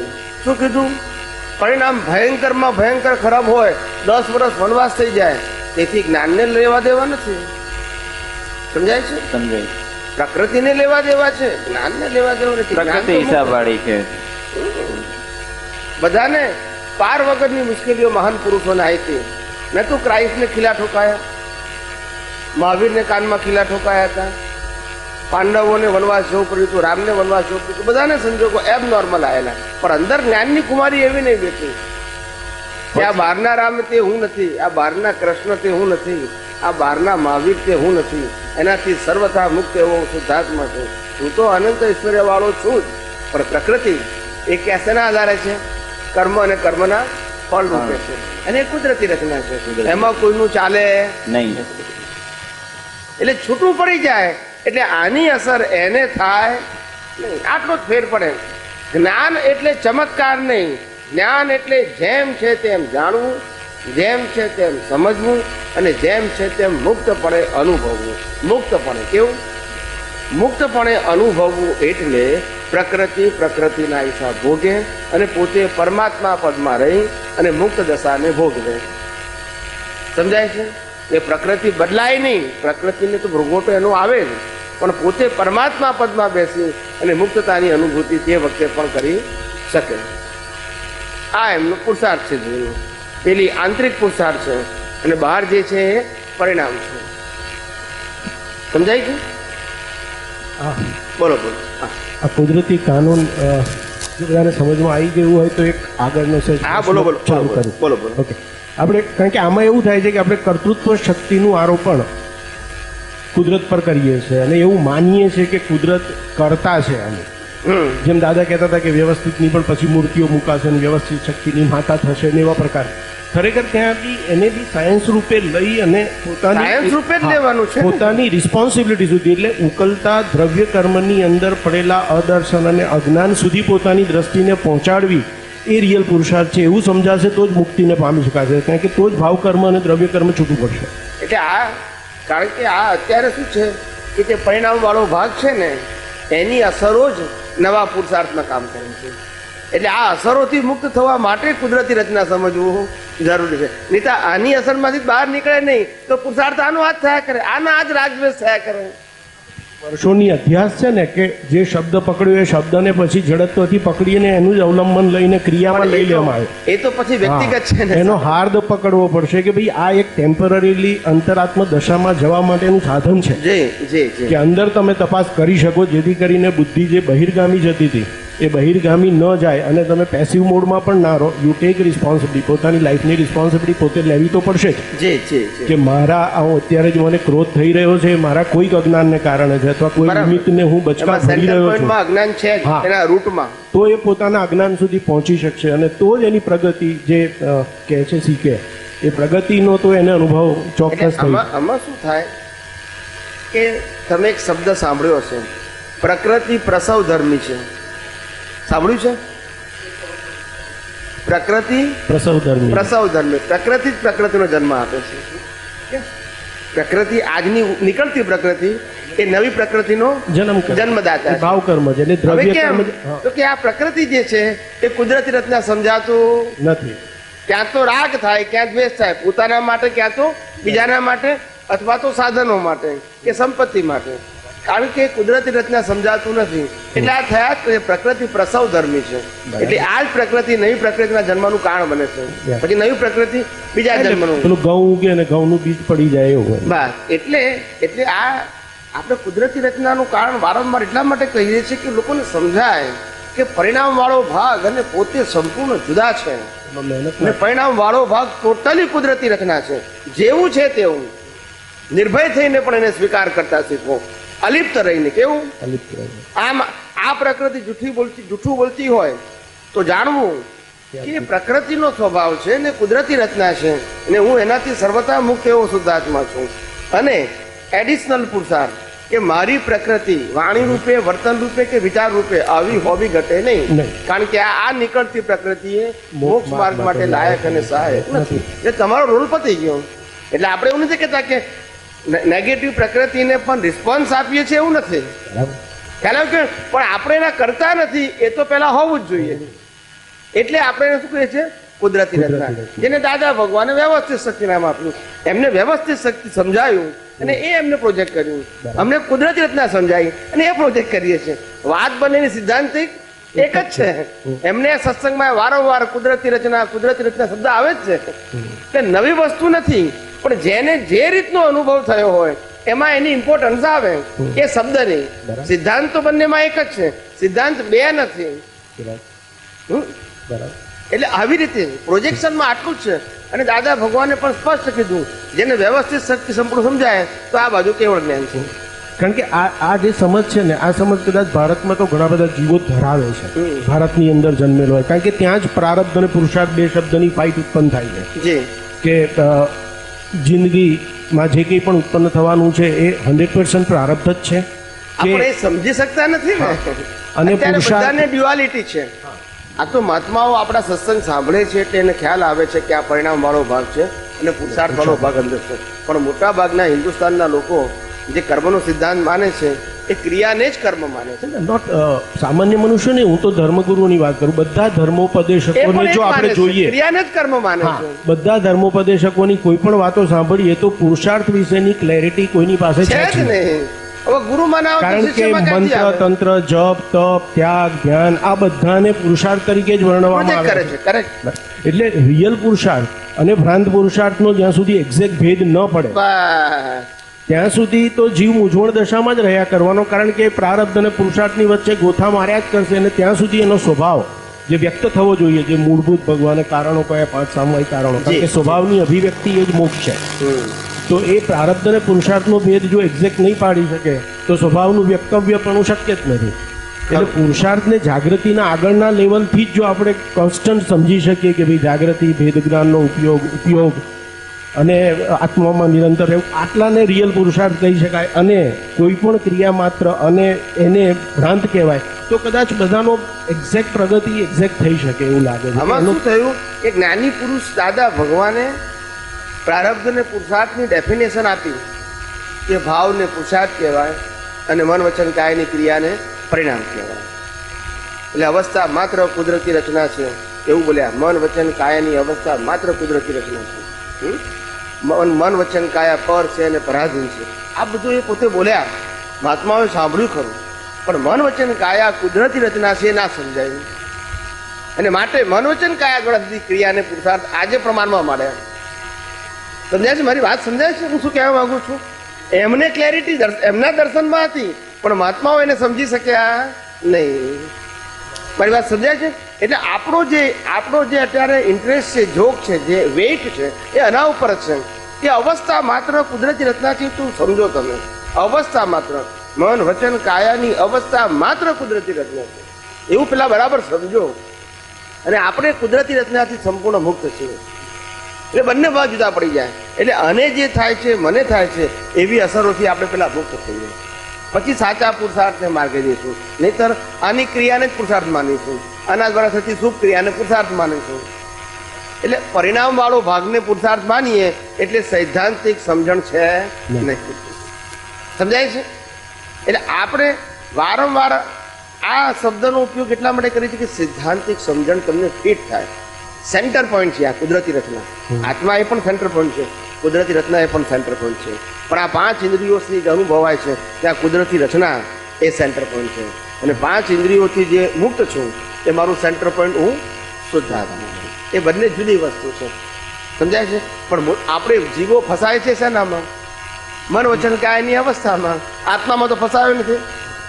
એટલે એમાંથી નીકળવા માટે વારંવાર કુદરતી રચના, જેમ દાદા ભગવાન વ્યવસ્થિત શક્તિ બોલતા હતા, વ્યવસ્થિત શક્તિ, હું કુદરતી રચના બોલું છું.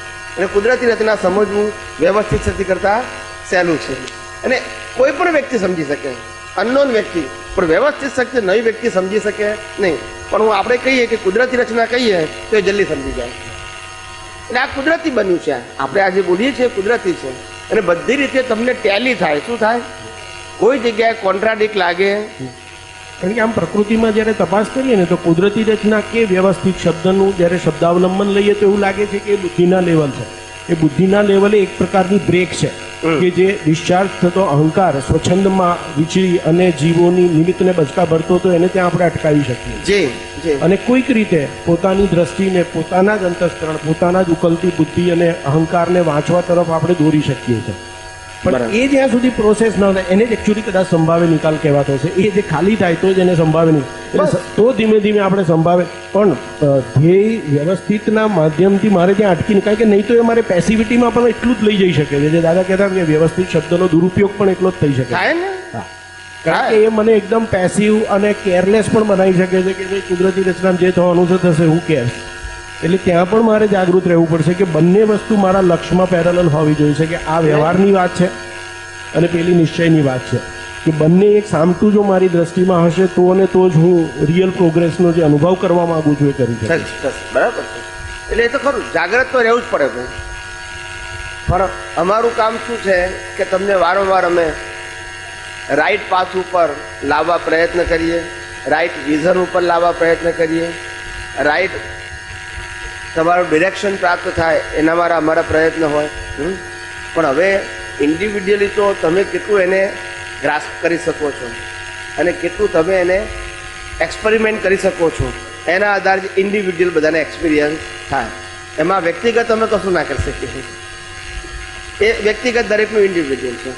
પણ અમારી વાતમાં કોઈ જગ્યાએ અસૈદ્ધાંતિક વાત હોય, સૈદ્ધાંતિક છે. એટલે આ દરેક સમયમાં જે સમર્થ પુરુષો પાકે એ લોકોને જેમ છે તેમ સમજાવે. પછી એમાંથી કેટલા લોકો જેમ છે તેમ સમજી શકે છે એ ઇન્ડિવિડ્યુઅલ પ્રશ્ન છે. અને મુક્તિનો માર્ગ હંમેશા વ્યક્તિગત જ હોય, સામૂહિક ના હોય. આપણે પહેલાં પણ કહી ચૂકેલા છે, જ્ઞાન આપનાર જ્ઞાની અનેક વ્યક્તિઓને જ્ઞાન આપી શકે, પણ જે જ્ઞાન આપનાર જે સમર્થ જ્ઞાની છે એ બધાને સરખું જ્ઞાન ના આપી શકે. કારણ કે સરખું જ્ઞાન આપવું એટલે કે હું જે આપું છું એ બધા સરખું સમજી ના શકે. હું જુદું જુદું નથી આપતો, પણ તમે લો છો જુદું જુદું. એ તમારા ડેવલપમેન્ટના આધારે તમે એને ગ્રાસ્પ કરો છો. લેવલ ઓફ યોર અન્ડરસ્ટેન્ડિંગ એના આધારે તમે ગ્રાસ્પ કરો છો. સમજાય છે? એટલે એ તો વ્યક્તિગત જ રહેવાનું, એમાં જ્ઞાની કશું ના કરી શકે. સમજાય છે?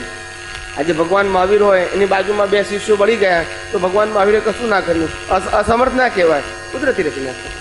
શું કહેવાય? બચાયા હોય તોય કુદરતી રચના, ના બચાયા તોય.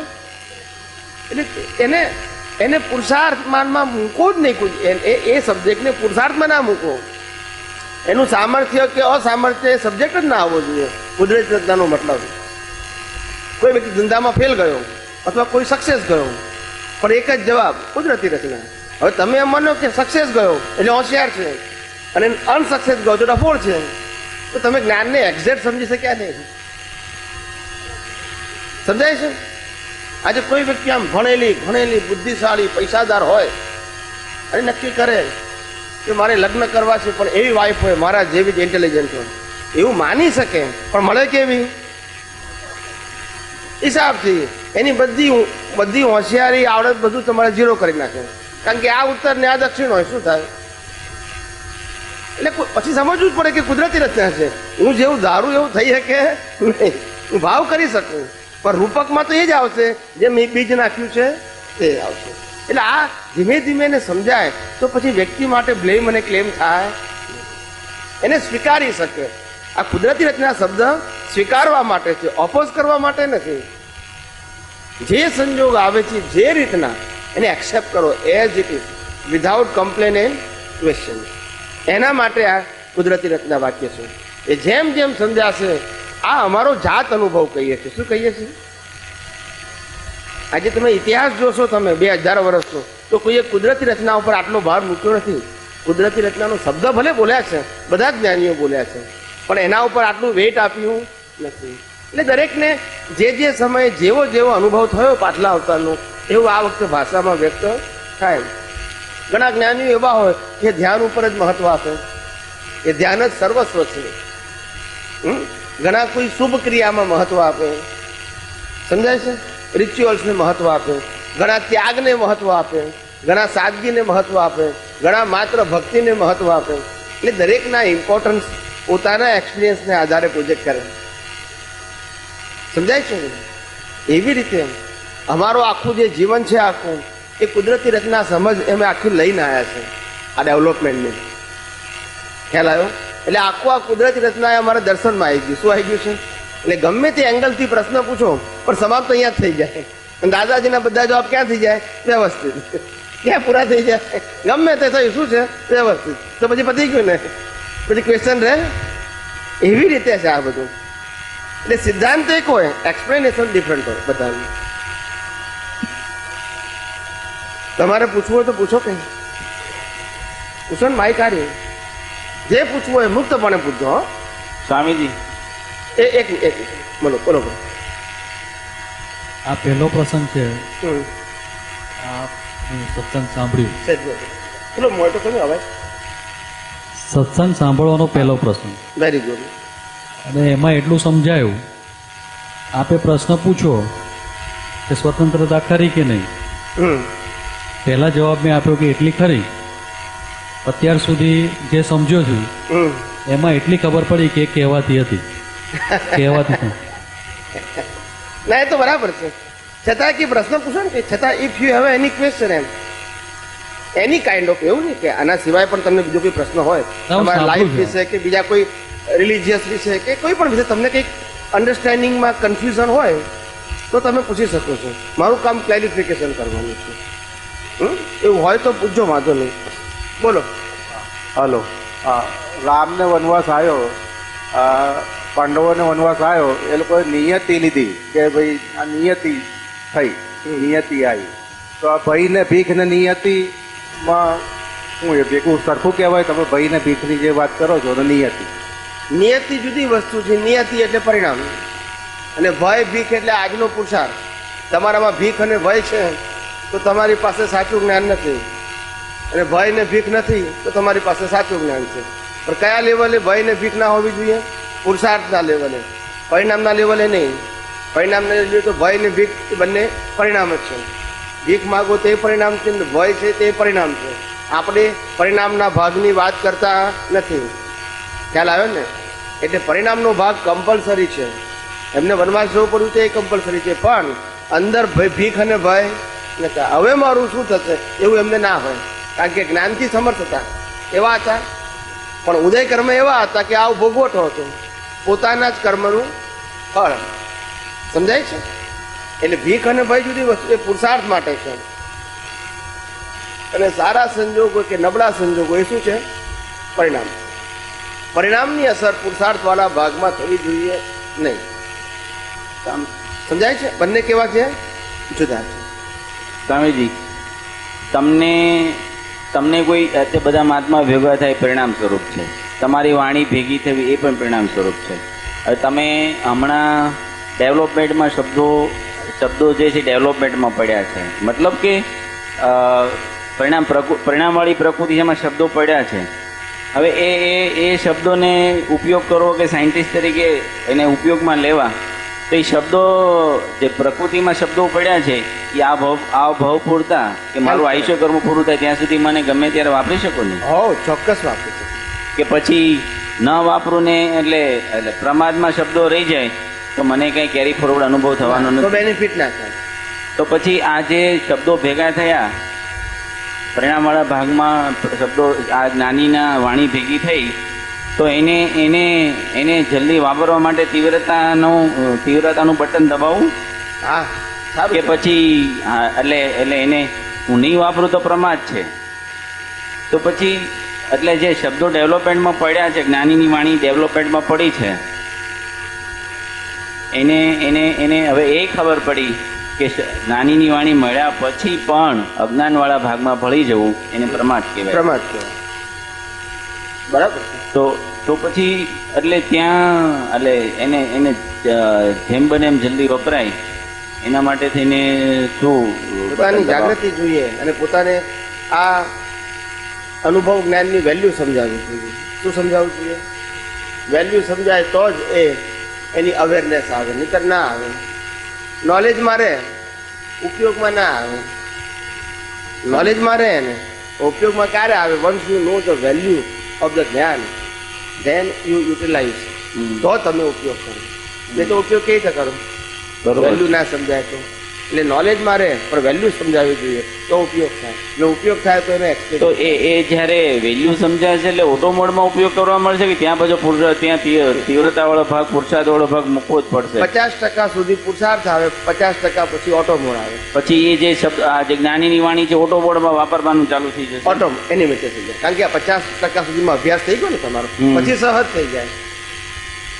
પછી સહજ થઈ જાય. એટલે કે છે ને, જ્ઞાની પુરુષ, અનુભવી જ્ઞાની પુરુષ ફોલોઅર્સ ના બનાવે, સાયન્ટિસ્ટ બનાવે. કોણ બનાવે? સાયન્ટિસ્ટ બનાવે. ખ્યાલ આવે ને? અને ટીચરો ફોલોઅર્સ બનાવે, સાયન્ટિસ્ટ ના બનાવે. કારણ કે પોતે જ સાયન્ટિસ્ટ ના હોય તો બીજાને ફોલોઅર્સ જ બનાવે ને. સાયન્ટિસ્ટ ના બનાવી શકે, સાયન્ટિસ્ટ જ બીજાને સાયન્ટિસ્ટ બનાવે. એ તો એ આખું આવે છે ને, કોઈ પાઠ ઉપરથી વક્તા છે તો પછી હવે ખબર પડી જાય કે એ પૂર્વભાવમાં એવા જ કોજ નાખીને આવ્યો છે કે એ લેવલનું જ એનામાંથી નીકળ્યા કરે છે.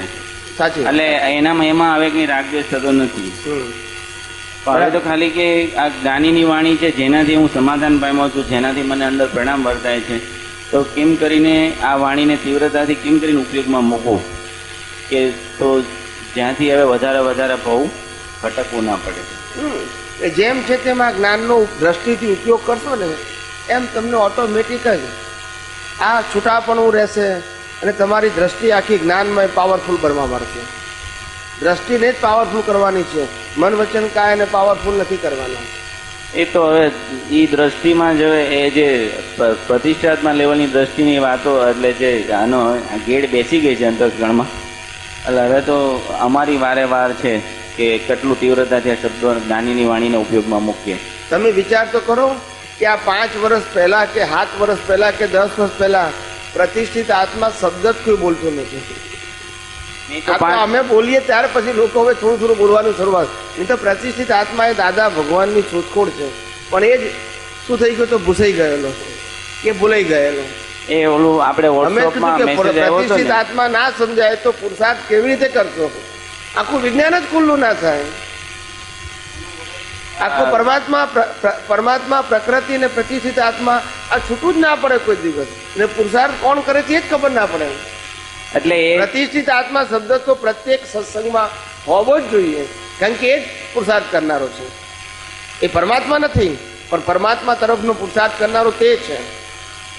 આપણે જાય છે અજ્ઞાન પણ એનાથી પ્રાપ્ત થયું છે, અને જ્ઞાન પણ એનાથી જ પ્રાપ્ત થશે. ટર્નિંગ પોઈન્ટ એનો જ છે ને, ત્યાં જ જાગૃતિ રાખવાની છે હા. અને ત્યાં જાગૃત રહેવાય એવું છે. અને એટલે આપણે જે ઘરે જ્યારે તમે ઓલું આપતા એક મેસેજ આવ્યો હતો કે પ્રશ્ન કરતા દાદાજીને પૂછે છે કે દાદાજી આપને પ્રતિષ્ઠિત આત્મા ખરો? તો દાદાજી જવાબ આપે છે ખરો ને, પ્રતિષ્ઠિત આત્મા વગર તો તે હોય જ નહીં ને. પછી ઓલા ભાઈ પાછો પ્રશ્ન પૂછે છે કે આપનો પ્રતિષ્ઠિત આત્મા કેવો હોય? તો જ્ઞાની પુરુષ દાદા ભગવાન જવાબ આપે છે કે જ્ઞાનીઓનો પ્રતિષ્ઠિત આત્મા ભક્તિમાં છે અને જ્ઞાનમાં છે. પોતે શુદ્ધાત્મામાં રહે અને પ્રતિષ્ઠિત આત્મા પાસે તેના પોતાના શુદ્ધાત્માની અને દાદાની ભક્તિ કરાવે. બસ એટલે મારા લેવલે તો મને આ સમજાઈ ગયું છે કે જ્ઞાનમાં છે અને જ્ઞાન એટલે આત્માનું જ્ઞાન તો આત્મામાં છે. હા છે જ, પણ આમ કેવું એટલે આ વાક્ય જે જ્ઞાનમાં છે અને પોતે શુદ્ધાત્મામાં રહે અને પ્રતિષ્ઠિત આત્મા પાસે પોતાના શુદ્ધાત્માની અને દાદાની ભક્તિ કરાવે. એટલે આવા અક્રમ વિજ્ઞાની ફાઉન્ડર પણ પ્રતિષ્ઠિત આત્માના લેવલે પરમાત્માની કિંમત એની કેટલી છે એ આની પરથી આપણને અહેસાસ થાય છે. એટલે આમ લાઈન ઓફ ડિમાર્કેશન આખા બ્રહ્માંડનું આદિ અનાદિકાળથી બધી જ સામે તાળો મળી જાય છે. બરાબર. સવારમાં જે સત્સંગમાં આપણે દયા અને કરુણામાં જે ભેદ બતાવ્યો છે એની થોડી થોડપાડન કરુણામાં શું કહે છે? દયા કનેક્ટેડ વિથ બોડી. દયા શરીર સાથે એટલે કે મન વચન કાયા સાથે સંકળાયેલી વસ્તુ છે, ને કરુણા એ આત્મા સાથે સંકળાયેલી વસ્તુ છે. સમજાય છે? દયા એ માનવતામાં જાય અને કરુણા એ આત્મદશામાં જાય. આત્મદશા હોય, આત્મજ્ઞાન હોય તો કરુણા હોય, અને માનવતા હોય તો દયા હોય. દયાથી કરુણા ઉપરની સ્થિતિ છે. શું છે? સમજાય છે?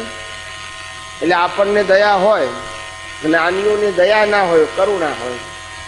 શું હોય? કરુણા એટલે કે આ જીવ બંધનમાંથી કેમ છૂટે? દુઃખમાંથી નહીં, બંધનમાંથી કેમ છૂટે, અજ્ઞાનમાંથી કેમ છૂટે, એમાં રસ હોય. આ દુઃખમાંથી છૂટે એવું એમાં રસ ના હોય. દયા જોડે હુંપણું હોય તો જ દયા કહેવાય, એવું થયું? હા, એટલે મનુષ્યપણું એટલે જ છે ને. પ્રકૃતિમાં હુંપણું હોય તો જ દયા હોય ને. એ દયા બે પ્રકારની હોય. એક ડિસ્ચાર્જ દયા હોય, એ ઉદય કર્મને આધીન છે, અને જે જીવતી દયા છે એ માનવતાવાદી કહેવાય. જીવતી દયા એટલે પુરુષાર્થમાં દયા હોય તો એ માનવતાવાદી કહેવાય, અને પુરુષાર્થમાં કરુણા હોય તો એ આત્મલક્ષી કહેવાય. પેલો માનવલક્ષી, પેલો આત્મલક્ષી. આત્મલક્ષી એટલે મુક્તિના માર્ગવાનો, માનવલક્ષી એટલે પાપ પુણ્યના માર્ગવાનો. સમજાય છે ને?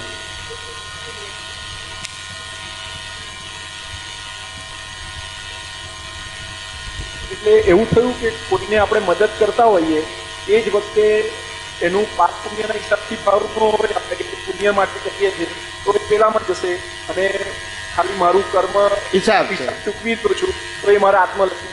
હા હા, એટલે ઉકલે છે. અત્યારે મને જીવતી દયા ના હોવી જોઈએ, પરિણામમાં ભલે હોય. બરાબર. અત્યારે જીવતી શું હોવું જોઈએ? આત્મલક્ષ. હા, એટલે માનો કે સામે વાળા વ્યક્તિ માટે પણ કરુણા હોય. બહુ દુઃખી હોય ને તેમ થાય કે ભગવાન અને તમામ પ્રકારના બંધનોથી છોડાવો, માત્ર આ દુઃખથી નહીં. બરાબર. દુઃખો તો પાર વગરના મનુષ્ય, બધા જ પ્રકારના દુઃખોથી મુક્તિ એટલે અજ્ઞાનતાથી મુક્તિ.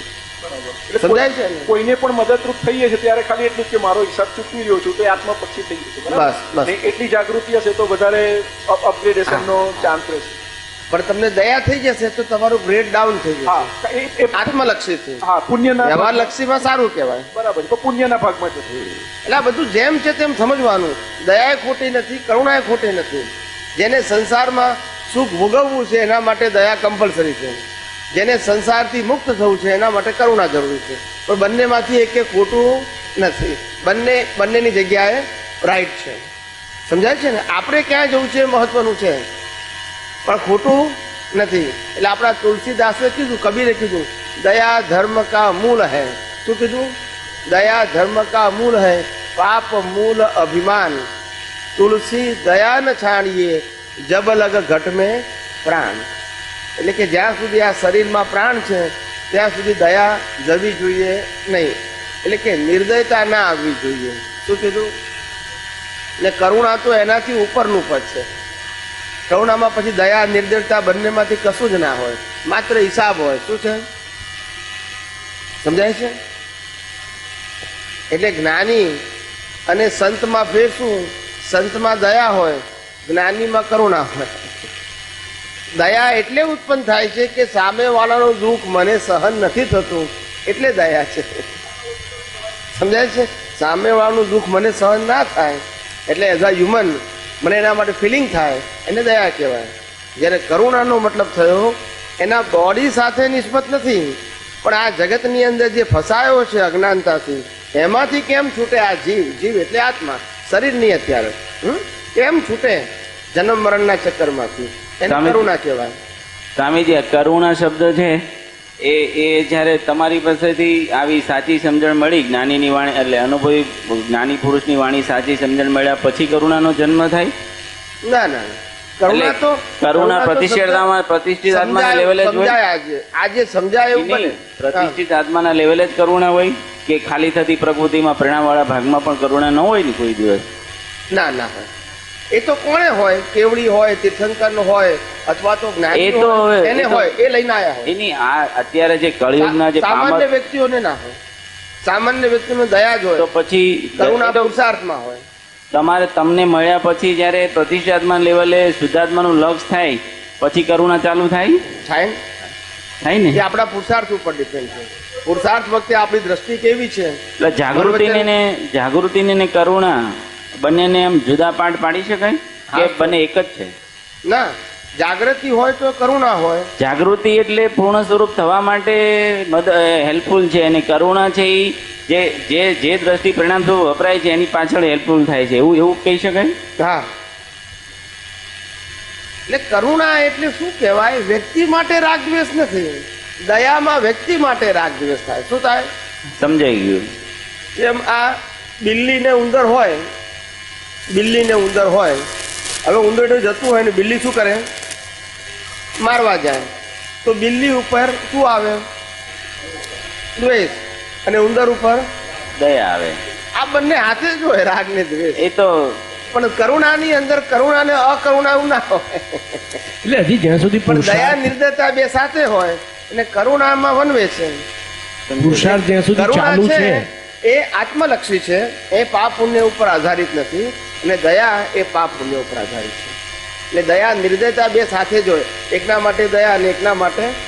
એ તો ખબર, ગરીબ ગમતા હોય તો પછી અમીરો નો ગમે, અમીરો ગમતા હોય ગરીબો નો ગમે, એની જેવું છે. દયા ને નિર્દયતા એ તો આ પરિણામ સ્વરૂપના ભાગ છે.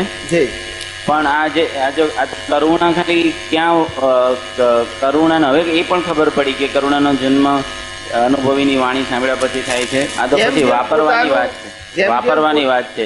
જેમ જેમ પોતાનું સ્વરૂપ સમજાતું જાય તેમ તેમ કરુણા ઉત્પન્ન થતી જાય બીજા માટે. એ ઓટોમોડ વપરાતી જાય કે વાપરવા માટે? જેમ પોતાનું સ્વરૂપ ના સમજાય એમ બીજા માટે દયા આવે. દયા બી આવે અને નિર્દયતા બી આવે, બંને સાથે હોય. એકના ઉપર દયા તો એકના ઉપર નિર્દયતા.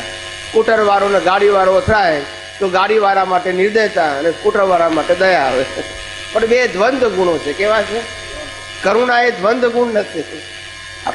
કરુણા એ જ્ઞાન દશાનો ગુણ છે, એમાં દ્વંદ્વ નથી, આત્મલક્ષી છે. જ્યારે દયા એ વ્યવહારલક્ષી છે, એટલે પાપ પુણ્ય થાય. દયા કોઈના ઉપર થાય તો પુણ્ય થાય, અને નિર્દયતા થાય તો પાપ બંધાય. તો તમે આજે પ્રકૃતિમાં પરમાત્મા જોવા, આ જીવતા વ્યક્તિઓ આપણે જે ભેગા થાય છે એ પ્રકૃતિમાં પરમાત્મા જોવા, એ દ્રષ્ટિ ગોઠવી, એ આખો પુરુષાર્થનો માર્ગ છે કે પછી કરુણાની આ જે દ્રષ્ટિમાં આ જે સ્થૂળ દ્રષ્ટિ જે અત્યારે વપરાઈ રહી છે એની પાછળ પુરુષાર્થવાળા ભાગમાં કે એનું કોઈ એવા એંગલથી ગોઠવવા એવું નથી કે ઓટોમેટિક ગોઠવાઈ જ જશે. એટલે કરુણા શબ્દ આમ ઘણા ટાઈમથી જ્યારથી દાદા ભગવાન પરિવારમાં આવ્યા ત્યારથી કરુણા શબ્દની ખબર છે, જ્ઞાનીઓને કરુણા હોય. પણ હવે આજે જ એવું ક્લિક થયું કે કરુણા શબ્દ પર કેટલો ભાર મૂકવા જેવો છે, કે એને કઈ રીતના આપણા વ્યવહારિક જીવનમાં ગોઠવવા જેવો છે, કે પ્રતિષ્ઠાત્મક લેવલે કરુણા શબ્દ વ્યવહારિક જીવનમાં નહીં ગોઠવવાનો. કરુણા શબ્દ તો આપણી દ્રષ્ટિમાં એ ફિટ કરવાનો છે કે જીવ માત્ર જે બંધનમાં ફસાયેલા છે ને એ બધા કેમ કરીને છૂટે, બંધનમાંથી, દુઃખમાંથી નહીં. તો એની પાછળ પ્રાર્થના તો થાય જ ને. તમામ પ્રકારની અજ્ઞાનતાથી મુક્ત થાય. શેનાથી? અજ્ઞાનતાથી મુક્ત થાય એટલે કર્મથી મુક્ત થઈ ગયો. આપણા ભાવની વાત કરું છું. એટલે આપણા ભાવ એવો આવશે કે આ માણસ તમામ પ્રકારની અજ્ઞાનતાથી મુક્ત થાય એટલે જન્મ મરણના ચક્કરમાંથી મુક્ત થાય. જય સચિદાનંદ. બોલો બોલો. જીવને કુદરતી રચના ક્યાંથી લાગુ પડે? જીવ જન્મ્યો ત્યારથી કુદરતી રચના જ છે. વ્યવહારમાં જ્યારે સમસારણ માર્ગમાં આવે છે જીવ ત્યારે એક ઇન્દ્રિયથી લાગે છે કે પછી નિકોટમાંથી ચાલુ હોય છે? વ્યવહાર જીવનમાં જ લાગુ પડે છે. એ વાત ત્યાં તો કશું છે જ નહીં. તો પછી અને બીજા એક સવાલ છે કે આ કુદરતી રચના છે તેને શું લાગે વળગે છે? તેને શું લાગે વળગે છે કે આપણે ભાવ કરીએ તે આ ફળ આપવાનું, આપણું તેના સાથે શું કનેક્શન? એટલે સમજણ ના પડે. કુદરતી કે આપણે જે ભાવ કરીએ છીએ તો તેને કુદરતી રચનાને આનું ફળ આપવાનું કનેક્શન શું છે? તે શા માટે ભાવના પરિણામ આપણું ફળ શા માટે આપે? આનું આત્માની હાજરીમાં બાંધેલા કર્મોનું ફળ કુદરત આપે છે. આત્મા ચેતન છે, કુદરત જળ છે, અને કર્મો મિશ્ર ચેતન છે. શું છે? મિશ્ર ચેતન.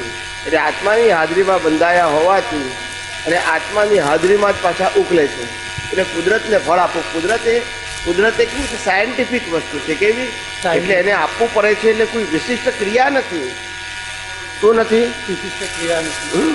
જેમ સૂર્યનારાયણનો તાપ પડે દરિયામાં, નદીમાં, અને એમાંથી વરાળ ઉત્પન્ન થાય, વરાળ ઉપરથી વાદળા થાય, અને વાદળા પછી વાતાવરણ થાય એટલે વરસાદ પડે. આ કુદરતી રચના છે. એમાં કોઈ સ્વતંત્ર કરતા એમ આપણે કર્મ કરીએ અને કર્મનું ફળ મળે. એ મીડિયા કોણ છે? કુદરત છે. પણ આ કેવું છે? ઓટોમેટિક છે. કેવું છે? કોઈ કરતા નથી. આપણને જેમ કરતાપણું છે અજ્ઞાનતાને કારણે, એવું કુદરતને કરતાપણું નથી. મતલબ કોઈ છે નહીં, ખાલી કાનૂન જ છે. અને આ કાનૂનથી, આ કુદરતી કાનૂન છે એ કોઈ ચલાવનાર નથી. એની મેરેજ ચાલે છે. કોઈ વ્યક્તિને કે એવું તેવું કોઈ છે નથી. બરાબર છે. કોઈ ચલાવનાર નથી. કુદરતી રચના. બોલો. હે અંતર્યામી પરમાત્મા, આપ દરેક જીવ માત્રમાં બિરાજમાન છો, તેમજ મારામાં પણ બિરાજેલા છો.